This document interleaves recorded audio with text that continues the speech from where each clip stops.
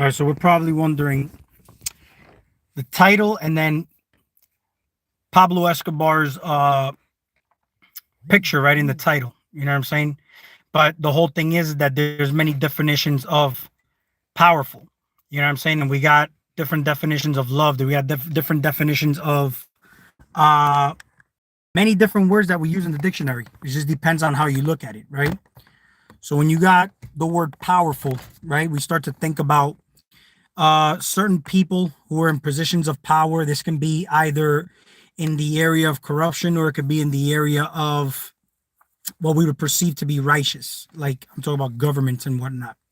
So here's where I want to go with this particular topic because I've made videos on the symbol of power in my previous video. So here in physical form, okay, you can have power only because of the amount of money that you have, only because money itself is a symbol of power. The amount of people that break their back, the amount of people that chase this paper that we call money or abundance, because it's nothing but an idea and a consciousness. But a lot of people chase this paper, and there's been people who've relationships have been broken up. Friends have stabbed each other in the back for this symbol of power called money. Family members have gone to war against each other. Many different things have happened because of this symbol of power, right? Which means that it's got a lot of power only because people are putting a lot of attention and energy toward this symbol of power, and people are batteries. You know what I'm saying? Your attention is the biggest currency on the planet. However, the system is set up in that way for that paper to be the symbol of power. You know what I'm saying? On the contrary, you're the symbol of power. But here's where I want to go to from when we look at it from a physical standpoint and when we look at it from a metaphysical standpoint. So from a physical standpoint, right? Let's say I've made examples on when you start projects, okay? And you do things with a passion because you are truly a service to humanity, let's say. Your power is now used toward what's coming from your heart space. And this symbol of power can only be to you because you are a frequency match to it, right? We start to look at people in power, like the government and whatnot, right? They're supposed to serve the people, right? We put a lot of focus and hope in things changing and whatnot because uh, they're like your parents. So here's where I want to go with this part right here when it comes to the symbol of power and why I even put Pablo Escobar on the thumbnail of this video. So Pablo Escobar started from humble beginnings, and he started his drug cartel business. He basically became a self-made billionaire, you know. And upon starting this business, okay, it was basically by supply and demand, right?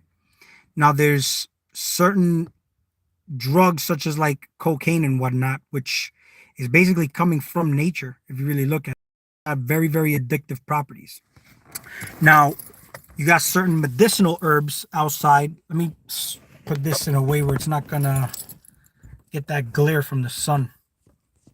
But you got these medicinal herbs that you find in nature, and they have healing properties, right? Now, healing properties doesn't necessarily mean you're going to be basically coasting through these things, because healing basically involves sometimes feeling like you're in hell. You know what I'm saying? But let's say, for example, he started this cocaine business and he was shipping boatloads of this product to the United States through this era, and he was getting boatloads of money in return. What's up, Danny? What's up, Wolf Dude? Um, so here's the thing though. He basically started his own business. You can kind of look at it as where he became so powerful that he was matching the power of the people that are perceived to have power, like the people in government, like the country of Colombia, which is where my roots are from. I'm from Medellin, Colombia, and I wasn't born over there. I was born over here. However, I got family members and cousins and whatnot who were over there during that whole era of that whole thing happening. But he started this business, right? He started smuggling these drugs to the you know me as yeah, I know who you are, bro. Wolf dude, Nathan. He started his own business. He started smuggling these drugs to basically America and pretty much all over different parts of the world. And this business gained him a lot of power because he was able to gain a lot of money through supply and demand, right? So he was a service to people because of the fact that this had very addictive properties and it was in high demand, right? But when you look at the Food and Drug Administration, if you look at certain things, Coca-Cola is called Coke for a specific reason. I mean, there was basically infused leaves of this cocaine leaf of this cocaine the cocaine leaf. Yeah, the cocaine leaf was infused into the Coca-Cola. And it was said to be like a magical experience and it had addictive properties. If you look at the Food and Drug Administration, it's in the same category for a reason, but you have these foods that they have, if you really take them to a laboratory and dismantle many of the ingredients that are in these foods, you would start to see that these foods are addictive for a reason. And they have drugs in there, yet this is not looked at in any way illegal. You get what I'm saying? They have long-term negative effects, but it doesn't kill you right away. However, you're not able to do this because if it threatens the power of somebody who has this position already, it's no different than the cartels going to war against each other for position, for power purposes and whatnot. You know what I'm saying? And it all comes down to a profit, money. But who is at fucked up end of the stick is humans. The stupid sheep who consume this shit or are not aware of what it is that they are actually that they're doing or what's going on outside of them. And I'm gonna go into how this even happens spiritually in a way where we start to talk about spiritual warfare and war, all that kind of shit. Um, and we start to say, oh yeah, spiritual warfare. We say these things, but we don't really understand what's happening. You know. Um, Here's what's going on when I see, because I started to really ponder on this, and I'm doing research, on this whole thing. Sometimes it just stimulates me to do research on certain areas, and I wanted to go live just so that I'm not pressed for time. I didn't take notes on this, so I'm kind of gonna go free talk on this. But we have this individual who was working with other cartel members. He used this money and he was called the modern day Robin Hood, right? So he started to use this money to help out the poor people. He gained the popularity of the poor people and the people of the country because he was actually basically stealing from the rich, supposedly, and giving to the poor. However, he didn't like this label for himself. He wasn't, because he said he wasn't stealing from anybody. He had a business, supply and demand. He was selling these drugs. He was getting paid, right? Now, there's been guys in history who have came out with certain inventions that have threatened the system, such as guys like Stanley Meyer, who built the car that ran on water. Basically, this car was so efficient that you can basically have this car run from coast to coast on only 21 gallons of water. And it would be any kind of water that you can use. Salt water, you could use fucking ocean water. Take a piss in there, and you can use that as probably as fuel. And I think that's fascinating, but that threatened the oil business. Supposedly, allegedly, I say this guy was taken out. So I'm not gonna, and I'll make this disclaimer. I don't know shit. Do your own research. I'm just creating a movie for you here and just giving you my perspective and point of views on certain things. I'm only here to entertain you, okay? So the guy died mysteriously.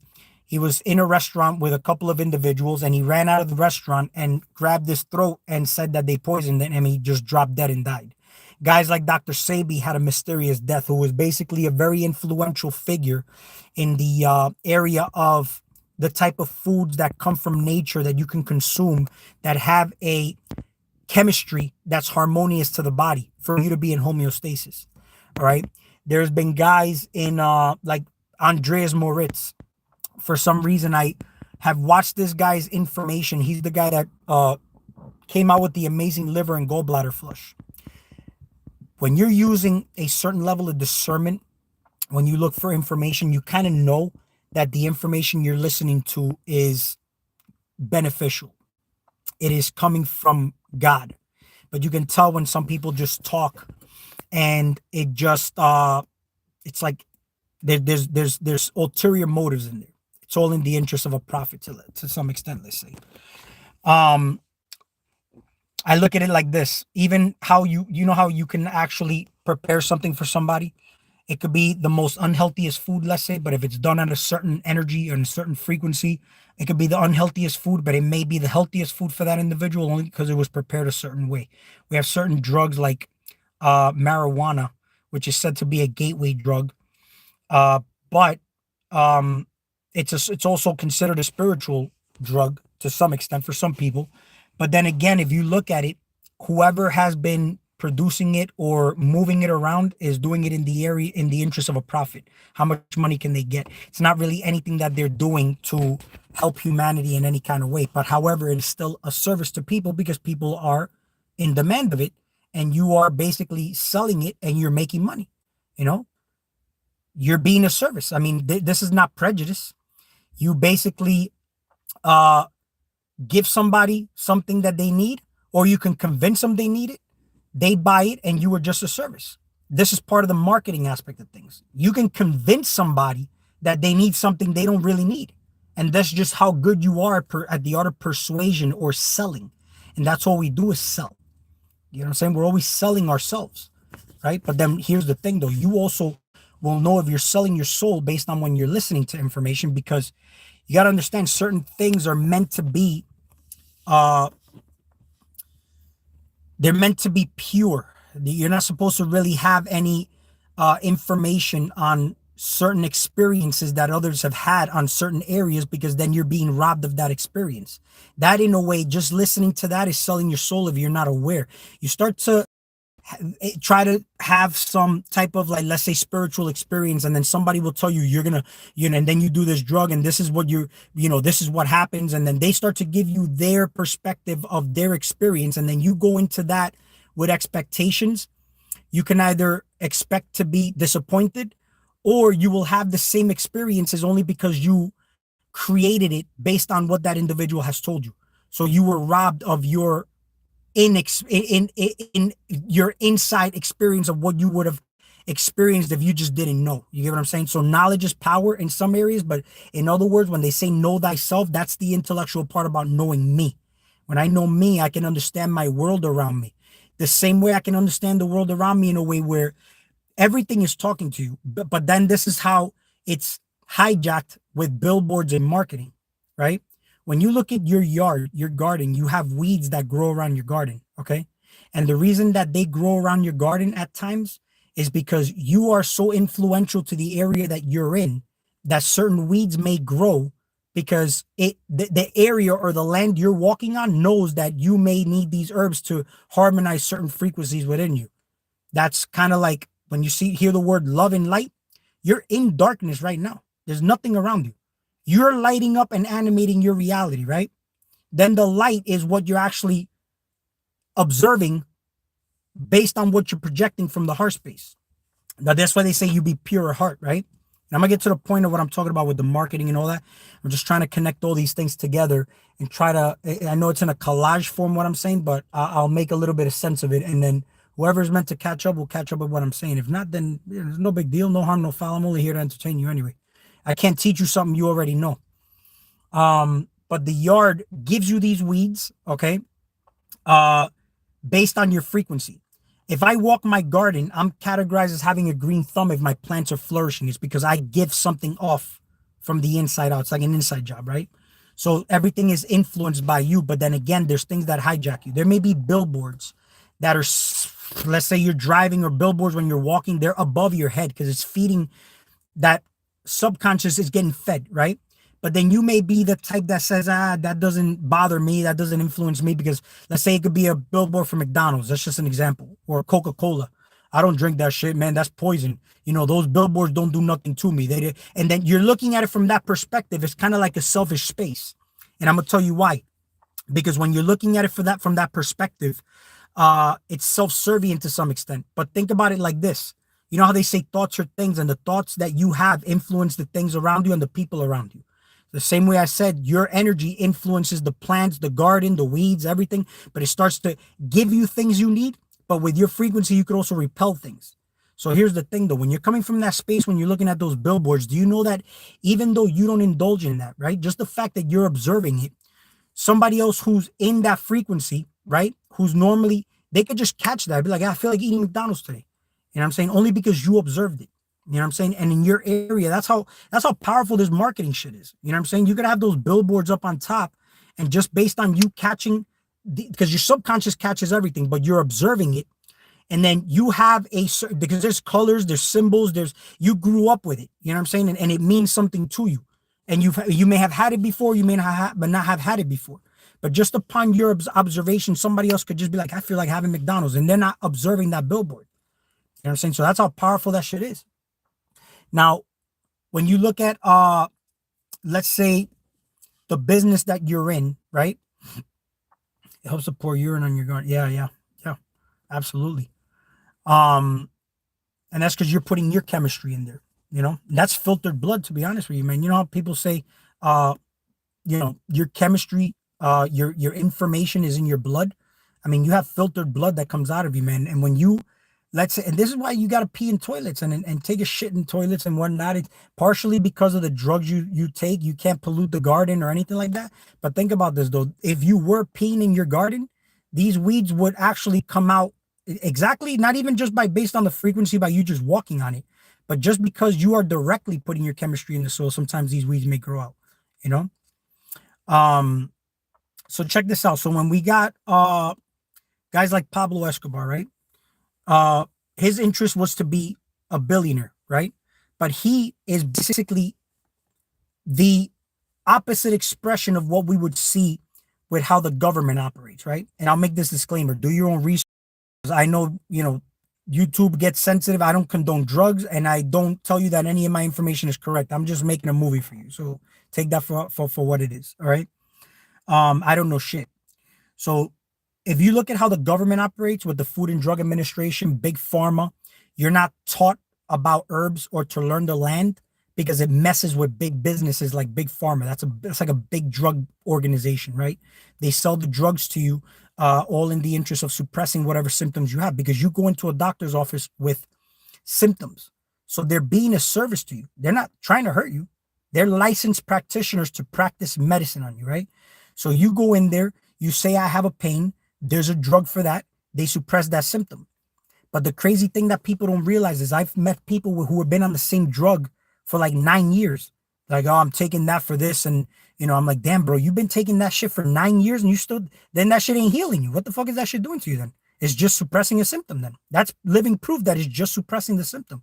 9 years on that medication. You have high blood pressure. You have diabetes. Like you have, they may put you on insulin treatment or high blood pressure medications. What are they doing?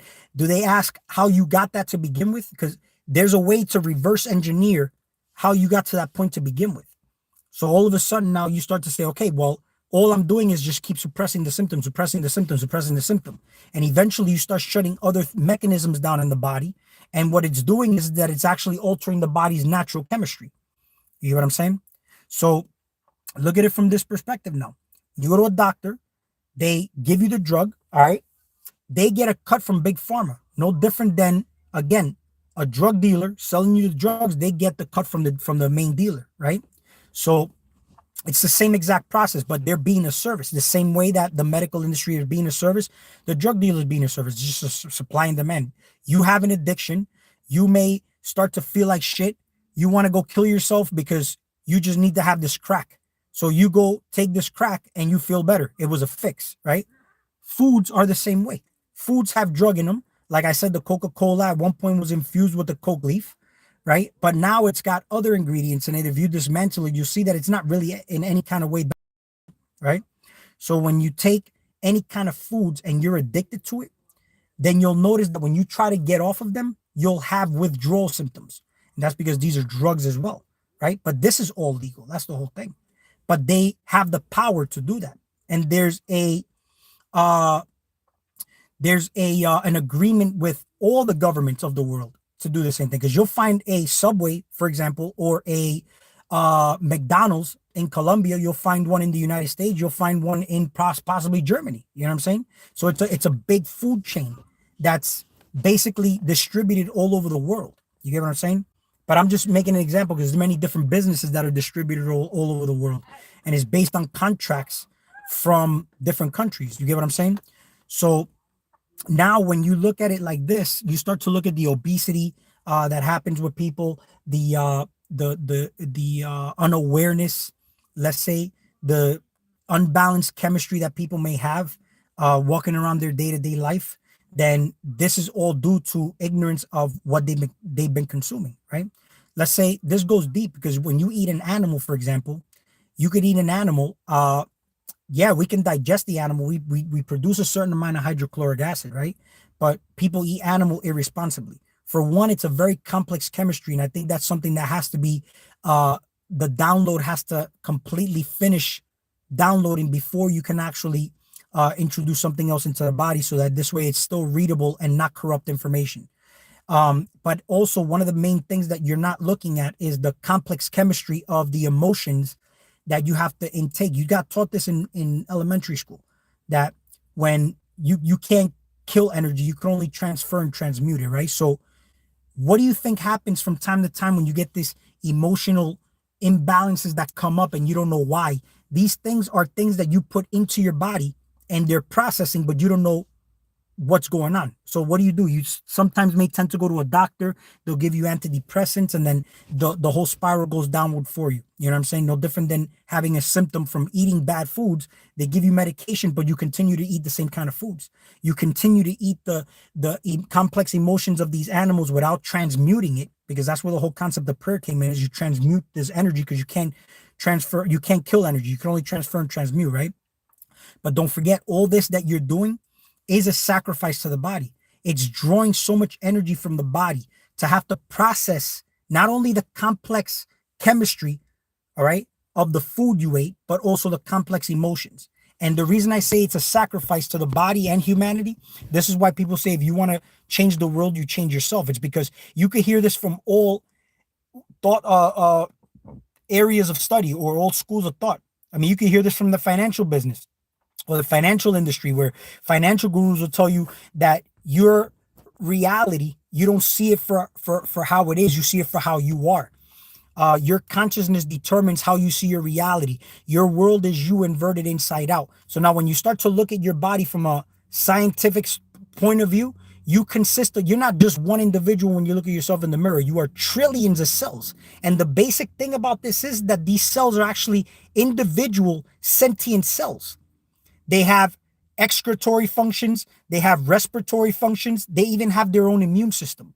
Aside from that, they have organ-like organelles. Imagine.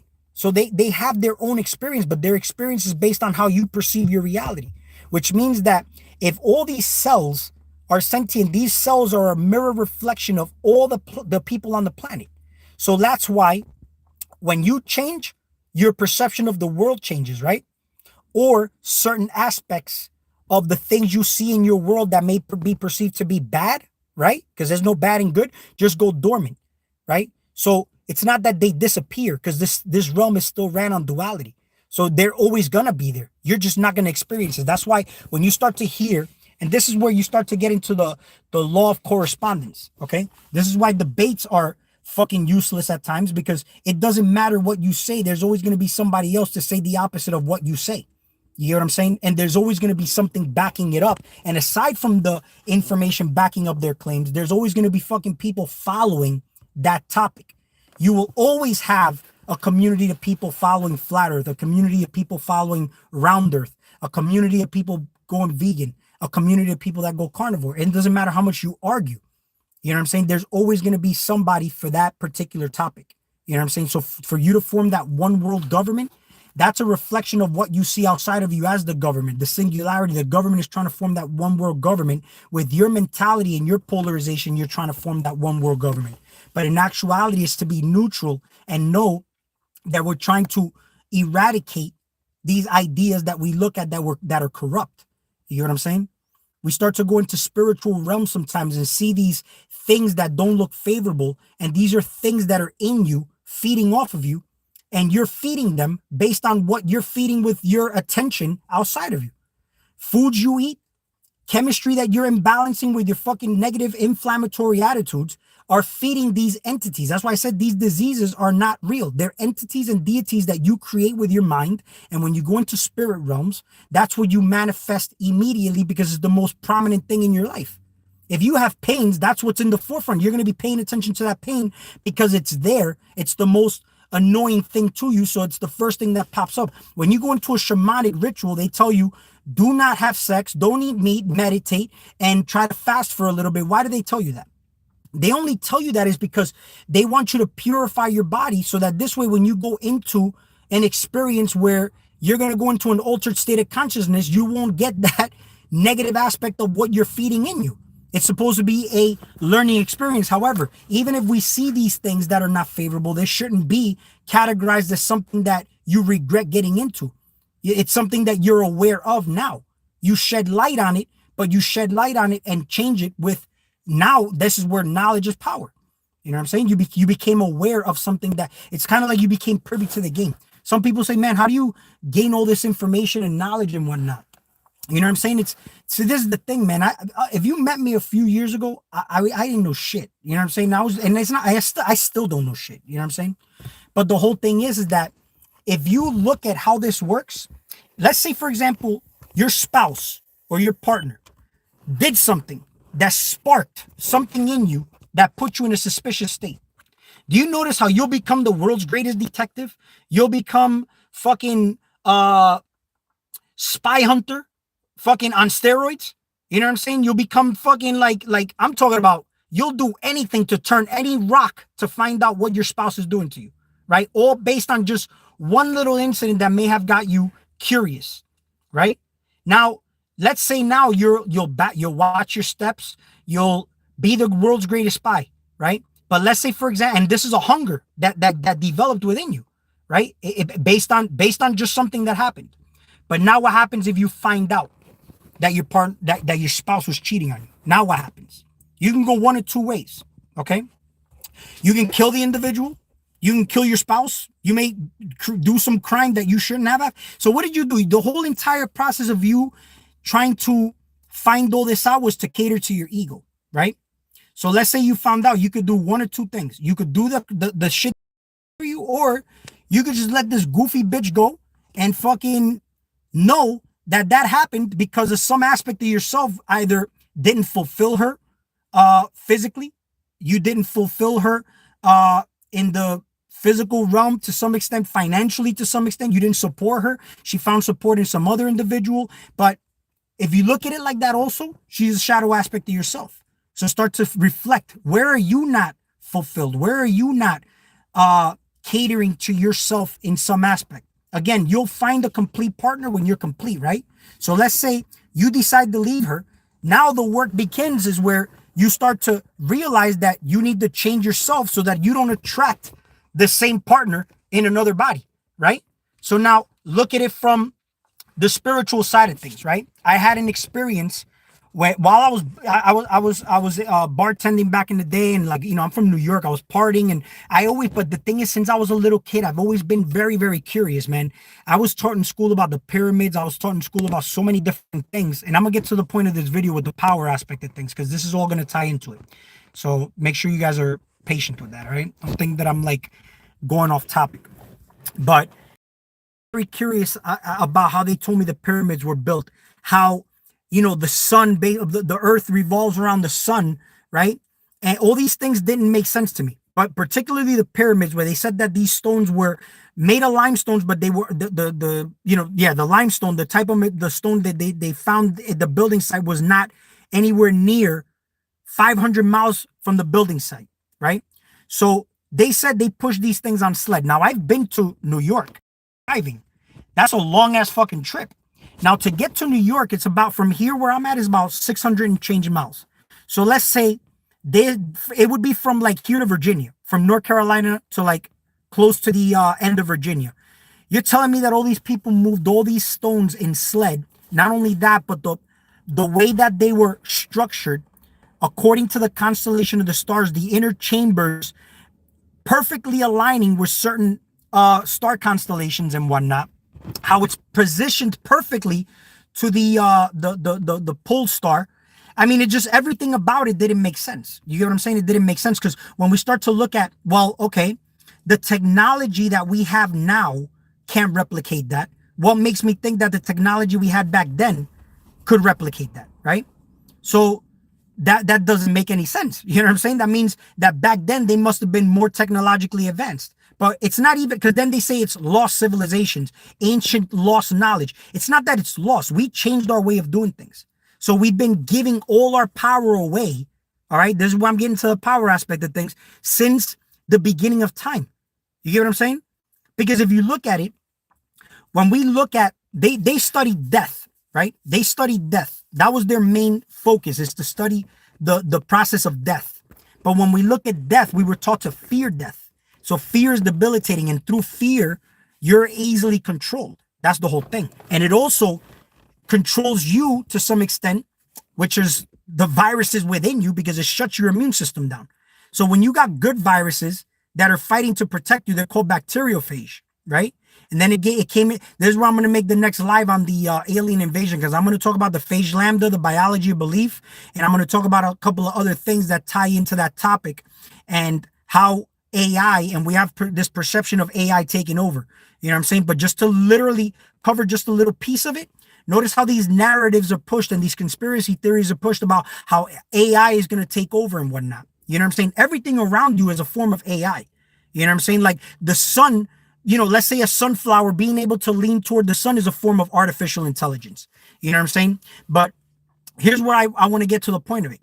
You notice how we say when we look at technology, man, we've came such a long way with technology, but we grade technology based on how clear or lifelike or real it can look, close to real life, right? Yet I'm right now in my moment, I'm having a fucking real experience. Look how fucking crystal clear this is.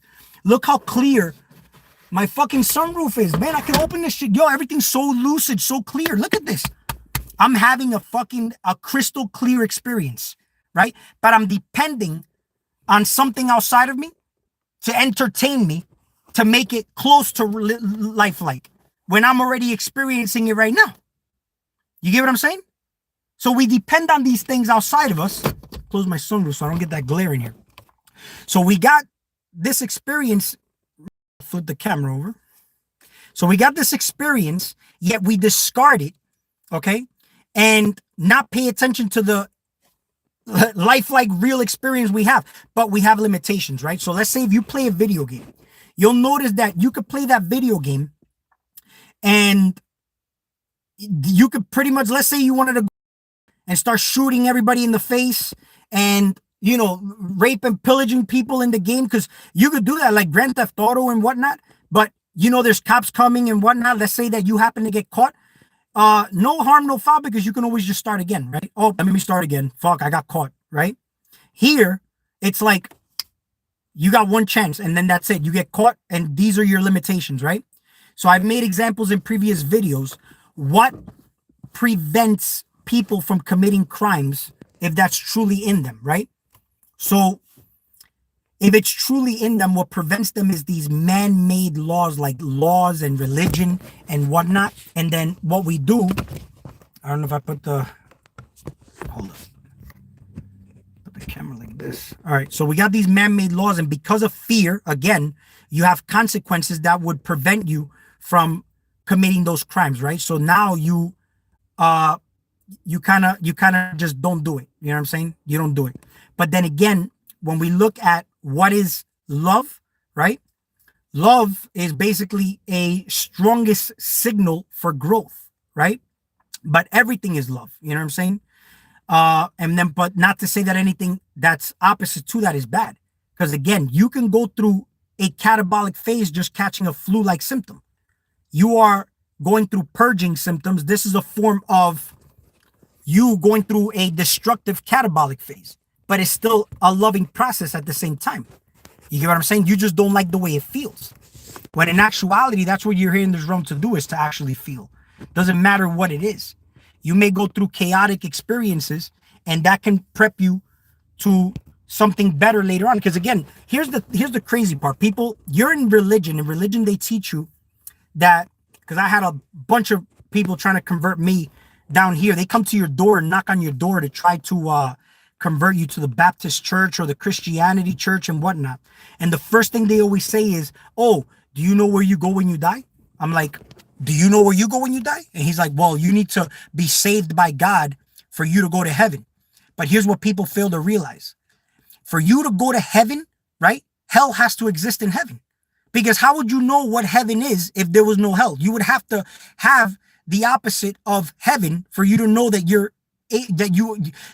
that there's a hell. That you're in heaven because there's a hell, right? But this is why out of darkness comes light, right? But then when you're in that state, right? How do you know that you may not fall asleep and unconsciously fall into a negative state again? Because again, you could be using the technology right now, right? And forget who you are. Now, this is the reason why I want to even mention this AI topic, right? And where your power comes in with this. When you look at everything we externalize our power by depending on Google to ask questions. Oh, let me check in Google. I'm sick. Oh, I need to go to a doctor. Oh, I need help. I'm poor or whatever. We depend on the government to help us. Everything is always depending on something outside of you. I got demons in my life. I need to go to a church. So you go to, get a priest to pray over you or try to bless your home or whatnot, right? So do you notice how when we look at our body, right? How do you know that AI has already? Everything about your body is alien. You think you're a human, but if you dismantle your body in the simplest form, you're nothing but cells and two major fluids. That's all you are. Trillions of cells and two major fluids, blood and lymph, right? And you consist of trillions of virus that outnumber the amount of bacteria that you have in your body, right? So now, what is these viruses, right? Viruses, there's bad viruses, and then there's good viruses, right? Bad viruses, and it all starts from mind viruses in this human form, right? So let's say, for example, I start to give you some bullshit ass conspiracy, and I think that I'm helping humanity, but I'm really not doing shit. I'm actually hurting humanity by implanting some stupid shit in your mind that now you're forming mental pictures of. You feed with fear into that reality, and since you trust me, you may have a belief about it, and then you slowly but surely start molding your reality around that fucking distorted, corrupt information I just gave you. You know what I'm saying? Putting yourself in a mentality where everything outside of you is like out to get you, when in actuality, you're creating the whole thing. And the people that you're attracting, even the information that you're attracting, if it's in the form of conspiracies, that's because you're in a conspiracy mindset. And the thing is that if you have your gut clear, which is your first brain, the discernment part would actually be a lot clearer for you, right? Because the thing is, we're all living up here in this intellectual part. Oh, the earth is round or the earth is flat, and we're over here in our dome, and then these stars up above, and then the moon and the sun here, but take the dive into the abyss. You get what I'm saying? Your body's made of water. Why do they say take a dive into the abyss, right? The deep primordial waters, right? Because you think you even think you need to eat. You know what I'm saying? Do you feel like you have to eat, or do you think you need to eat, right? Do you feel like you need to feed people, or do you think you need to feed people? You get what I'm saying? And I'm talking about in the form of language, right? Which could be corrupt mind viruses. So there's people who think they're doing good, but they're doing more harm than good. And this, I'll give you an example. There may be somebody who has problems in life, financial problems, even addictions, let's say. They may have, let's say, an addiction to alcohol, and they have money issues. They're struggling. But then you keep giving them money. And you feel good because you think you're doing something good, but in actuality, you're feeding that shit that they're doing, right? Instead of teaching them or helping them to get out of that situation, you're feeding the cause. And that's what's happening. You keep feeding the addiction because do you think they're doing anything good with that money? No, right? They're going to go buy more alcohol and eventually end up getting in a real bad state. You know what I'm saying? But then again, the person thinks they're doing good. That's just an example, right? So you could teach a person to fish, or you could give him a fish and he just eats for the day. Or he can learn to fish and he eats for life, right? But the whole thing is, this comes down to even how it starts with the education system, right? You go to school, right? but you're not taught about money. You're not taught about the stars. You're not taught about nature. Yet when you go to school, you go to elementary school, but you learn nothing of the elements. You go to college to learn about the universe by going to universities, but they don't teach you nothing about the universe. The thing you go to school for is to learn how to sit in a cubicle for 8 hours, right? You're told when to go to the bathroom. You're told you have to ask permission to go to the bathroom. You're told when you're going to eat. You're told when you can go to the playground to play, right? When you're in the elementary school, and then you go and you study, and you have to go home and do more homework. When homework, listen to this word. Home is where the heart is. Homework and home, you're home wherever you're standing. Home is not even the home that you reside in that cubicle that you live in. So I'm in my car right now. So this is my home. But why? Because my home is my heart. I'm in my space right now, right? If I come out of my space, I'm astral projecting. Also, I'm having a light level out of body experience, right? This is why people call you space cadets, because and it starts from NASA telling you that you can go into outer space, right? Or that one day we'll inhabit Mars. But think about this. How many people have you heard saying Jesus is coming back? Jesus is coming back. He's coming back soon. Just you'll see, right? And everybody that you've heard say that has died, let's say. So they never got to experience what they've been preaching to you about, right? Let's say, for example, 300 years down the road, people are still saying that. But everybody that's been saying that never actually experienced that. So we're here 300 years later hearing the same thing, and Jesus never came back, right? So what does that mean? You're always living in your now moment in the energy of hope, right? You're told that, oh, one day inhabit Mars, one day humanity is going to go into outer space. 500 years later, oh, we're still on Earth, right? Because every day they have you in that energy of just hope. I hope I can do that one day. I hope, right? First of all, you can't even leave your motherfucking body, all right? And if you were to leave space, right, that experience can only happen by you leaving. The same way you leave your body is the same way you can get out of Earth. So this is how they keep tricking you into thinking that you'll never have that ability to do that. They make you think that space is, these stars are like hundreds of millions of light years away, which puts you in a mentality that I'll never get there, bro. Fuck that. You lose all hope for that. So you depend on them to come out with some kind of technology for you to be able to one day get on a rocket to go over there, right? Or let's say, for example, some planets you'll never even get to inhabit. Meanwhile, those planets have viruses that you may need for the evolution of your species. Let me explain why. If you look at the word flu, like when you catch a flu, that happens from viruses, right? But the word flu comes from the word influence, which is coming from, that's how the word influenza came from, the word influence. And if you look it up on Google, I'm not making this shit up, it's influence of the stars. It was thought that these viruses are influenced from the stars. But then when I just told you that financial gurus tell you that your reality is you inverted inside out, is because everybody outside of you is a walking virus, but they're also stars. They're planets. They're their own constellation and solar system. That's why everybody has their own astrological sign. You were born in a specific point in space, weren't you? Right? So let's say, for example, now I look up at the stars. That's nothing but a reflection of the people that are here in your reality. So this influence, you could be influenced by a person outside of you as a virus speaking to you, or if they have a virus, right? You can develop a virus because it comes in contact with you. You process it, right? And it's a potential upgrade. That's the whole thing. Now, I'm not telling you viruses are bad or viruses are good. So making this disclaimer, I'm not a medical doctor. None of my information is backed up by medical science, medical claim, or medical evidence. I'm just creating a science fiction movie for you right now in this part of the video. All right. None of the stuff I'm telling you is backed up by scientific fact or medical fact or evidence of medical or medical claims or medical evidence. All right. So I'm not a medical doctor. Do your own research. There's good viruses and there's bad viruses. Okay. The thing is that the bad viruses that come in contact with you, okay, you're supposed to be able to process it. No different than if somebody coming up to you, giving you a negative thought form, you should be able to pinpoint it or just be like, I'm not buying into that.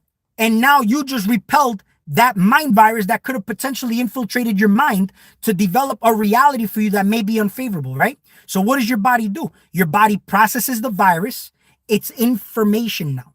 You build a defense for it. That's why what doesn't kill you makes you stronger. And if you go through struggles in life or any kind of illnesses at points, this is not a bad thing necessarily. It's an upgrade for your system. Okay?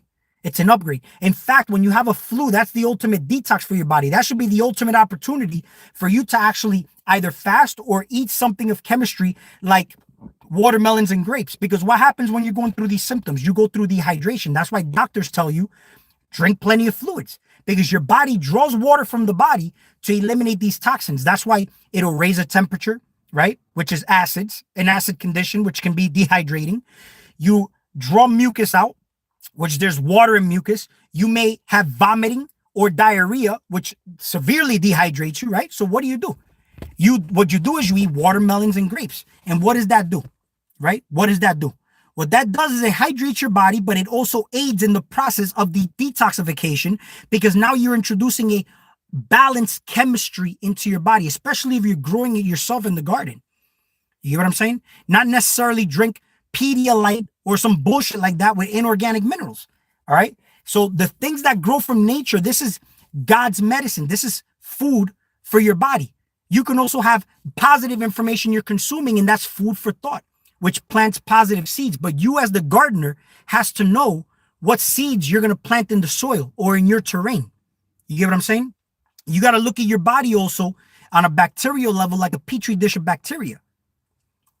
So that's why when you look at things like mind viruses, no problem. I am awake. I'm woke. I'm aware. That's where the whole woke shit came from. But people think they're woke only because they're very smart and they got mad information. And that's not even what it is. Because woke goes into many levels also. When you go to sleep, you lose consciousness, right? And supposedly sleep is the cousin of death, right? So what happens when you die? You're awake, right? So when you sleep, you don't maintain consciousness. So you technically aren't woke. You aren't awake and aware. So how do you know when you go into these states, all right, with your, and how do you gain this self-awareness though, right? This is where you do redirect that attention and energy back to you. This is where you gain more power, because awareness, knowledge is power reason, but knowledge of what? Knowledge of the shit they're feeding you outside, the artificial fucking Google. So here's the thing though, all right? Influence from the stars, okay? How do you know you're not these viruses that have came from such a long way, right? The Betelgeuse star, Phage Lambda. I'm going to make that video on the alien invasion. But how do you know you're not these viruses? This is the second coming of Christ. How do you know that Betelgeuse is not the second coming of Christ? Just ask yourself these questions, right? Because here's the thing. When you have, let's say if you participate in plant medicine, you'll have an altered state of consciousness, right? But what's having that experience though? Think about that though. Think about that. Or maybe you're the brain and the mind of these plants. That's why when you go out in the garden and you have the right heart-brain coherence, they respond well to you, right? But you're the mind and the brain of these plants. So what happens when they are now in your body? You ever hear the term, you become what you eat, or what you eat becomes you? So how do you know these plants aren't having an experience through this body, but that observer, right? That's what you need to pay attention to. Why do you not? When I smoke weed, sometimes I don't even feel like myself. I'm like, yo, shit, am I here? Like you start to, it feels like a surreal experience to some extent, right? But you lose all perception of reality. Why? Your consciousness is so rooted here now that you may need drugs just to fucking feel it. But I'm not condoning drugs. Don't do it. I'm just saying, I'm just giving you an example. I'm creating a science fiction movie. So let's say, for example, we have AI takes over. Let's say you manifested this body the same way you manifested computers like Google, your laptop, your modems, whatever it may be. You manifested that from a thought. It had to be a thought first before it was designed into existence, right? So we created these computers. Man was created in the image of God, right? But man created computers in the image of man. Oh, how? Okay, well, if you look at the computer, it has to tap into a Wi-Fi frequency, right? Everything is just basically ones and zeros at this point. The computer decodes that frequency, and based on the channel that you are typing on the motherboard, you're going to get something that's readable for you as information. So what happens when you put your feet on the soil and tap to Mother Earth, and through the lens or goggles or Google, you are now having certain perceptions of reality, right? There's a chemistry happening.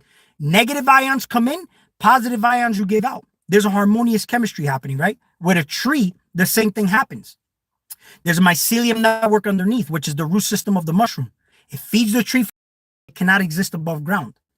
But the energy and the sugars and the nutrients from the sun and all that has to go down from gets passed down from the trees and the branches down the trunk into this root system to feed that mycelium network. In kind, that mycelium network feeds the tree from underneath. So there's a symbiotic relationship. What do you think is happening when you stand on the soil? And think about this though. It's an experience, right? The soles of your feet. Why they call them the sole of your feet, right? It's the soles of your feet that you're planting down on the ground to Mother Earth. But we use sneakers which insulate that chemistry between you and the ground at all times. Kind of like at all costs, everything is meant to disconnect from your environment, right? But this is nothing but a manifestation of what we designed as artificial intelligence. So how do you know that you did not, because a virus is not alive, a virus is dead. There's no life to a virus, but a virus needs a host. So how do you know you just didn't inhabit this vessel like a virus, and now your experience is through this vessel, but somehow you forgot what the fuck you were or who you are, but this experience is here. But then we start to say, what is consciousness though? Right? We all have something in common. In fact, how do you know that the people outside of you, okay, that are in your reality are even real? How do you know that you're not here by yourself and you basically being the light of the world, you are Christ, you are all these things, right? How do you know you're not animating these people outside of you? Because they say you attract what you are, right? So how do you know? And I even said before, when you break up with a partner, if you don't change yourself, you'll attract the same person in another body. So how do you know you're not the one animating these things outside of you? If you're angry, you may start attracting angry people, but they're not really there. You're just attracting these versions of you, and these people look like you, but that's what you attract. We start pointing fingers at the government. We start pointing fingers at all these things. And I'm going to get into the topic of the power aspect now, because look at this. Let's get into the meat of the video now, actually. But before I do, let me finish this point. The viruses is the second coming, right? We start to look. The viruses is the reason why you're even evolved here as a human. You know what I'm saying? Now, there's gnarly bad viruses and there's good viruses. But the bad viruses are needed. That's the whole thing. They're needed. It's a realm of duality. But the reason they're needed is for everything is needed for the purpose of evolution. I'm gonna make the whole entire video on the alien invasion, but it's something called horizontal gene transfer. Okay, because don't forget, viruses are very species. What word do I want to use? They're very species specific. Like like you don't give a flu to a dog. You know what I'm saying? But then a dog may catch some type of sickness, but it won't get passed on to you necessarily. But notice how these animals are catching human diseases though, which is something that's unheard of, like diabetes and cancer. But why is that? Imbalanced chemistry from what they're eating. You get what I'm saying? So let's check this out. Pablo Escobar, his business, right? He had a cartel. He worked with a bunch of cartels and he had a cartel. We could call that the government, okay? And he wanted to run for politics, right? Now, the problem is that you have to have certain credentials and you can't have a background of being a criminal before you get into politics, right? Because you're showing two sides of the same coin now, right? Well, you're showing one side in two different ways, but you're not flipping the coin over. Let me explain why. So let's say, for example, there's a lot of conspiracy theories about the government disappearing people when it messes with their business.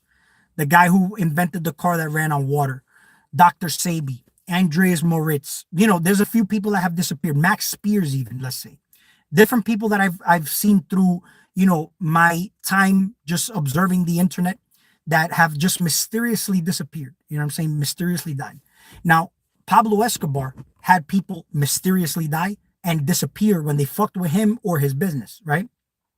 The Food and Drug Administration, right, gives you the food, but because it's in demand, people buy that. If people stop buying it, it would stop being in production.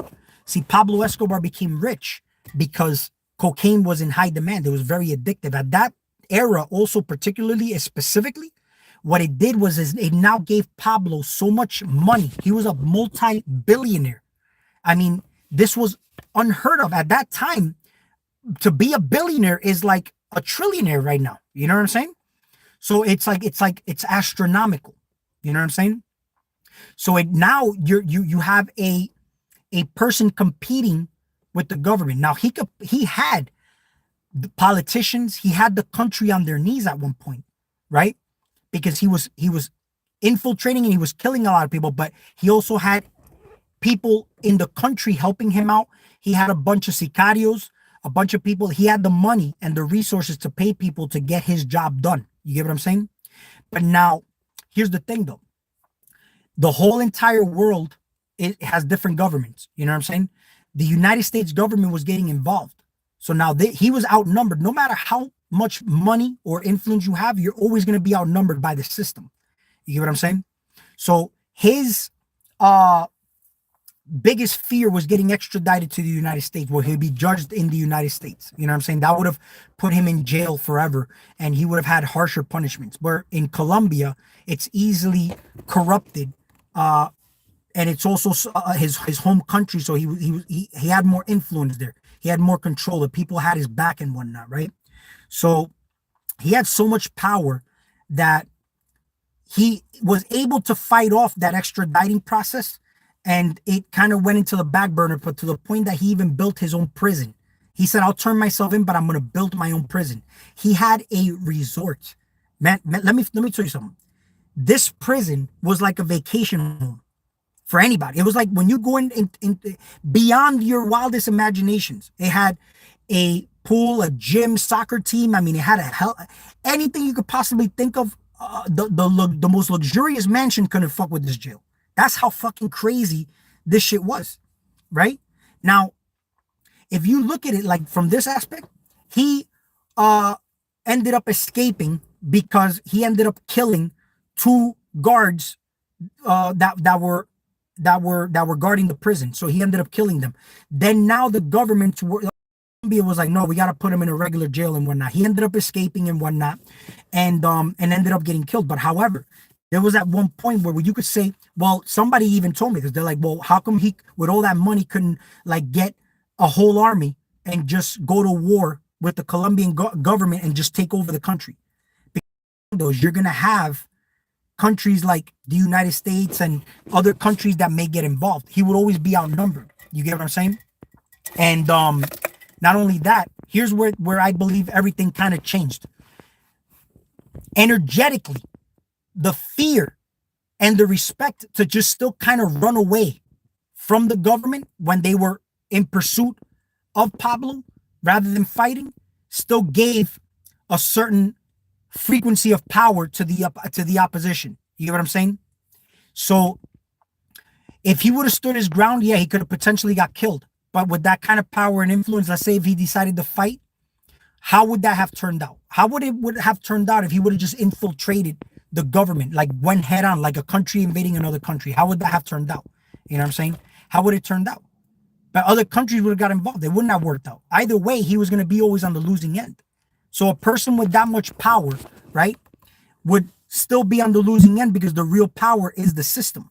But the system, if you look at it, when you want to change, I know when we talk about like on the surface level spirituality shit, you change yourself. The government is your mentality or your mind. See, Pablo managed his whole entire mafia career basically with power. Is he basically knew when to say no. He wiped people out who opposed him. And again, I'm gonna make this disclaimer: none of this shit, I don't influence none of this stuff. I don't condone none of this stuff.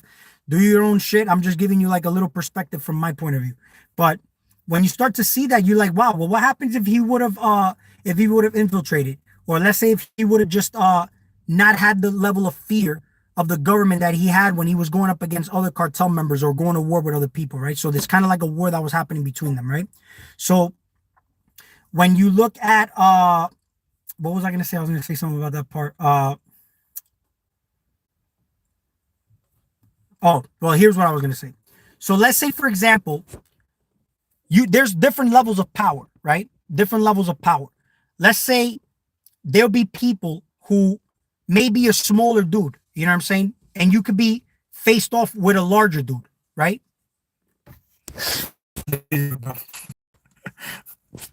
So let's say you could be in front of a big dude, and you're a small dude, but you got mad power, like you got a lot of spiritual energy.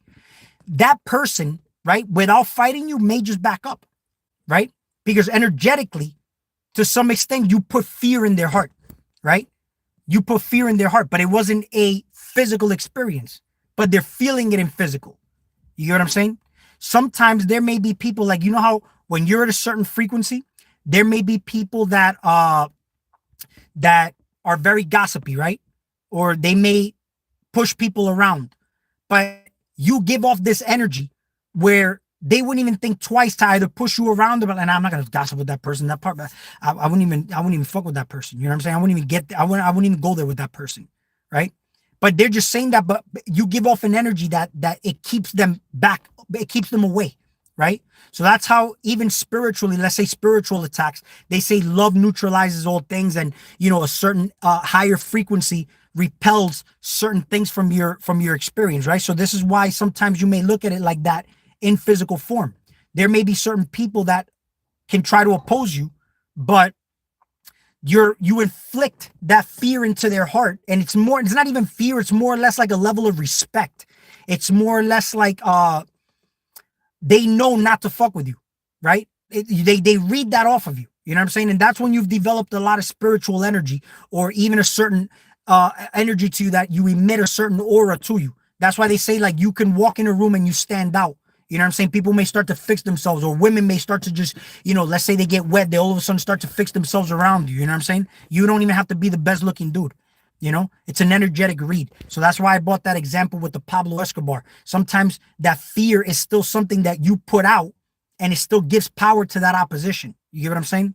So now the money part, the power is in the money, but that money is not supposed to be chased. That money is supposed to be attracted to you. But because it's a symbol of power, you now become that power. You know what I'm saying? You become that power. That power is attracted to you because it likes to match frequency with that power that you are. But if you're chasing money, you're always going to stay in that state where, you're always chasing money, like the chasing that carrot on a stick. You get what I'm saying? But how do you get that consciousness into your reality? Spirituality, let's say, right? How do you Christ consciousness? It's raising an energy from within you. You know what I'm saying? When I walk the garden, we start to talk about the elementals and the fairy kingdom and whatnot, right? What do I think about when I'm walking my garden? You get what I'm saying? Am I attracting the fairy kingdom? Because there's the negative aspect of the fairy kingdom, just like the elves and whatnot. But to the point where I was so connected to it that I had lucid dreams of me talking to elves in the trees. I don't know what I was talking about, but I know what a telepathic communication feels like because it was happening in my dream, And then, with the fairy kingdom, I remember I had a dream where my dog was scratching a log, and I'm like thinking that in my dream, it was very lucid. I'm like, no, Pharaoh, get over here. But I'm thinking that he was after a mouse or a squirrel that was in that log, but I thought he was going to get bit. So I was like, Pharaoh, get over here. But he wasn't listening to me. He was relentlessly getting into that log until the point that the log lit up. It was like, the cracks. There was a light that came in.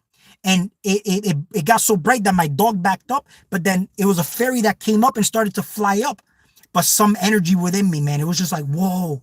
But it was like something that raised, it was just like, I don't know, it was like a feeling I had. And then all of a sudden I woke up and I was still feeling that energy. And I was like, wow, well, what the fuck? That was one of the many experiences that led me to believe that there's more to what I'm experiencing here in this reality. That's what I'm talking about when it comes to that curiosity.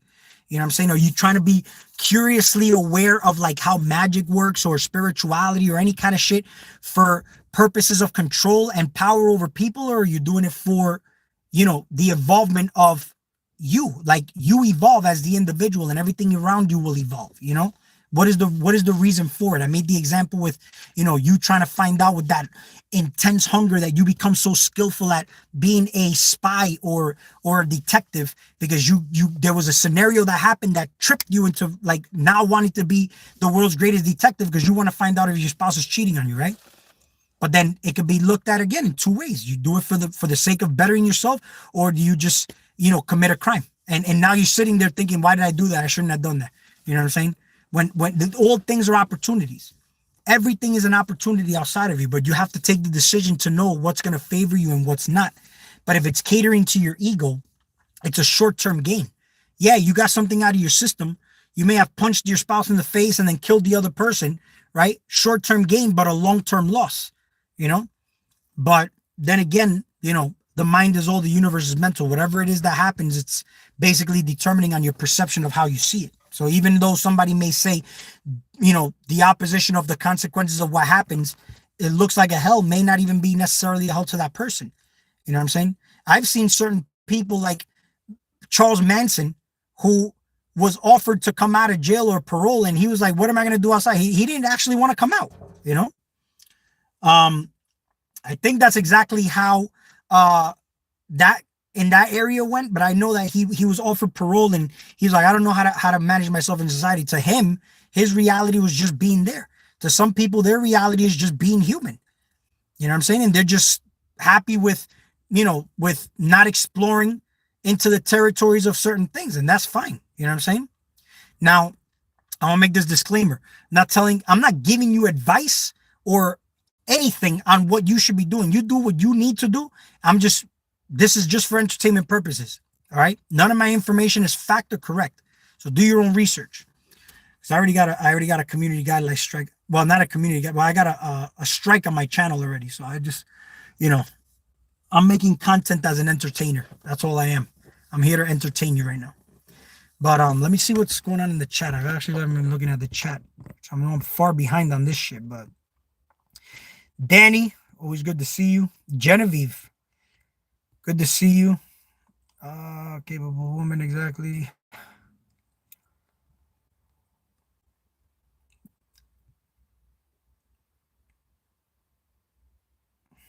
I appreciate AI. It is what is touched by human. Yep. We like 99% silica. Give me wonderful information. Thanks, Wolf Dude. See if anybody has any questions.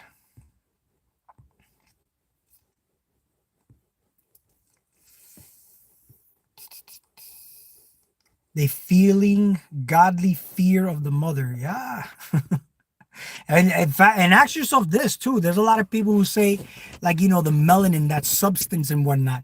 I really started to really ponder on this, the substance. You know what I'm saying? When we start to talk about that substance that everybody has like access to, anybody can go into a godly flow like state. You know what I'm saying? But it just depends on how you use it. You got to go do your work. Genevieve, yes, I am small, but no one ever fights when I'm close. Physical confrontation does not happen if I am close. My energy emanates. Right. Safety and protection since I was a child. And that's the whole thing. It's like a strong plant. I have like plants in my garden. Pests aren't attracted to strong plants. They're attracted to weaker plants. You get what I'm saying? And they're easily invaded when the plant is weak or has deficiencies and whatnot. But this can just be from the soil as well. You get what I'm saying? But when your spouse is pounding your head into the floor, first thing you do when you regain consciousness of the head is knee and run. Yeah. If your spouse is pounding your head on the ground, that person got to get the fuck out of there, man. But yeah. So the plants, basically, like, you get pests, but then here's the thing though, it all starts from that soil, your terrain, right? Your body, you think you're just a human, man. Your body is like the fucking terrain. You're basically nothing but a giant hunting ground for these viruses that are hunting bacteria. It's happening in your space, which people look at it and call it an aura. That aura is a bacterial cloud. You get what I'm saying? And your frequency perception and your vibration determines even the color or the density, just that you emit from this aura. It's like water. Your body's made of water. You know what I'm saying? And you watch science experiments from Dr. Emoto, and you'll see that upon blessing the water, and you freeze it, you see these beautiful geometric patterns. But when you curse this water out, you tend to form these mutated, distorted patterns. You get what I'm saying? And sometimes we look at this even when we look at hertz, like 432 hertz or 440 hertz, which is a distorted frequency and whatnot. Why that's done. I want to get into this real quick. When you are born into this existence, there's a big emphasis on getting poked by a vaccine. You know what I'm saying? And I mean, yeah, we're protecting our health and whatnot. So I make the disclaimer. I'm not telling you to get a vaccine or not. All right. I'm just going to give you a science fiction movie. But when you look at these viruses, these different constellations, we look at astrology. Astrology is basically it's their influence and guides energetically your reality, right? But they are not your gods. You get what I'm saying? When you look at these planets, it's like no different than you become aware of a certain situation. You take action to either neutralize that situation for yourself or just ride the wave of the situation, right? You kind of become the god of your realm like this. You get what I'm saying? So let's say, for example, you have these stars, the influence of these stars, right? It's no different than me giving you intel on a situation, and you can either do something to change that scenario for you to benefit you, or you could just ride the wave and say, well, this is just how it is, you know? Meanwhile, even this on a genetic level, people tell you that you're a victim of your genes, when in actuality, there's something called epigenetics. If you study the works of Dr. Bruce Lipton, very valuable information there on the biology of belief. You get what I'm saying? But you, with your energy and chemistry, can neutralize any situation, right? Love is the answer to all things. But again, what does that word love mean to you? You know? And if we do it energetically by astrology, influences and whatnot, what do you think is happening when we have these viruses that are coming in contact with you? Why do you think they tell you that a child who plays in dirt and gets dirty strengthens their immune system? Why is that? They're strengthening their immune system because they're becoming one with nature. But how do you become one and embrace the cosmos? You get what I'm saying? Just start to think about that. So a kid plays in dirt, he builds defenses toward these viruses. But then again, we get these vaccines that, if you look at it, sometimes these vaccines are the genetically modified version of these viruses that, in my opinion, you should be coming in contact with. Your body should be processing them. And if you can't process it, it's because there's a weakness in your body, and that's why you cease to exist. You know what I'm saying? However, it's funny because I was watching a short from Dr. Fauci, and what Dr. Fauci was saying is that in one of his older videos when he was younger, that if somebody has the flu, that's the greatest defense against the flu. They don't need to get a vaccine, right? But then fast forward now to today, we're trying to get a vaccine to protect us against a flu. You hear what I'm saying? Which is the influence from the stars.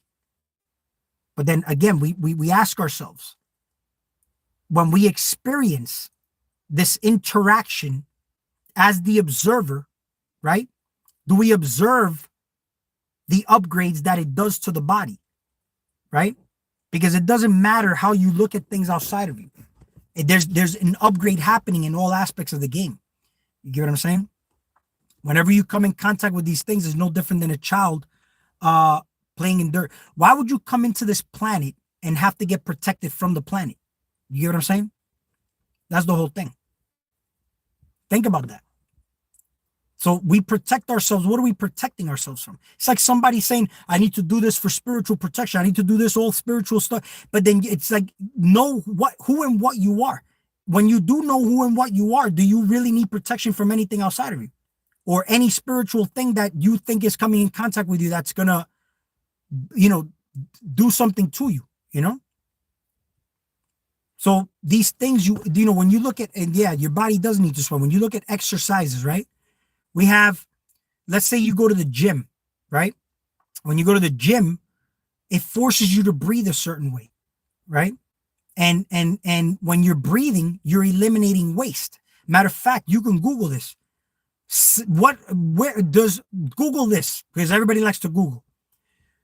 Does breathing eliminate toxins? You're going to see that 70% of your toxins are eliminated through breath.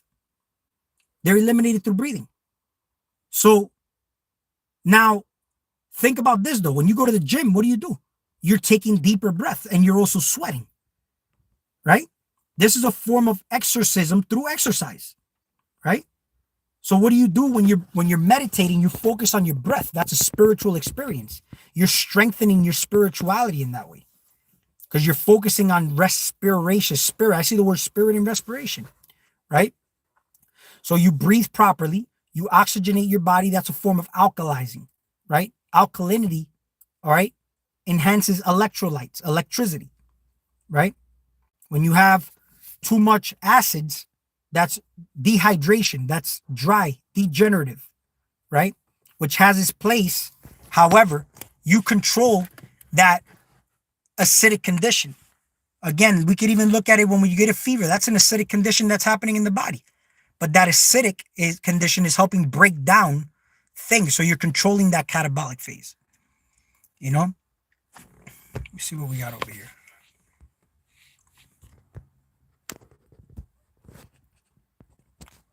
Rub your urine on the skin to keep negative energies at bay. Yeah. Yeah. You watch Star Trek? Nah, I don't watch Star Trek, but I should watch Star Trek. Everybody has asked me if I watch Star Trek. Thing is, you can like JC minded and put the zodiac underneath your feet. I don't know what the, oh shit. What the hell did I do?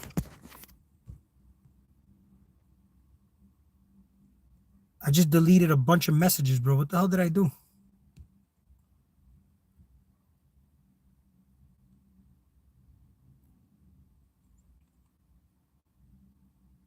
Damn, bro. I just like touched the wrong button. Hide users on this channel. Yeah, I don't know what I did. I don't know what the hell I did.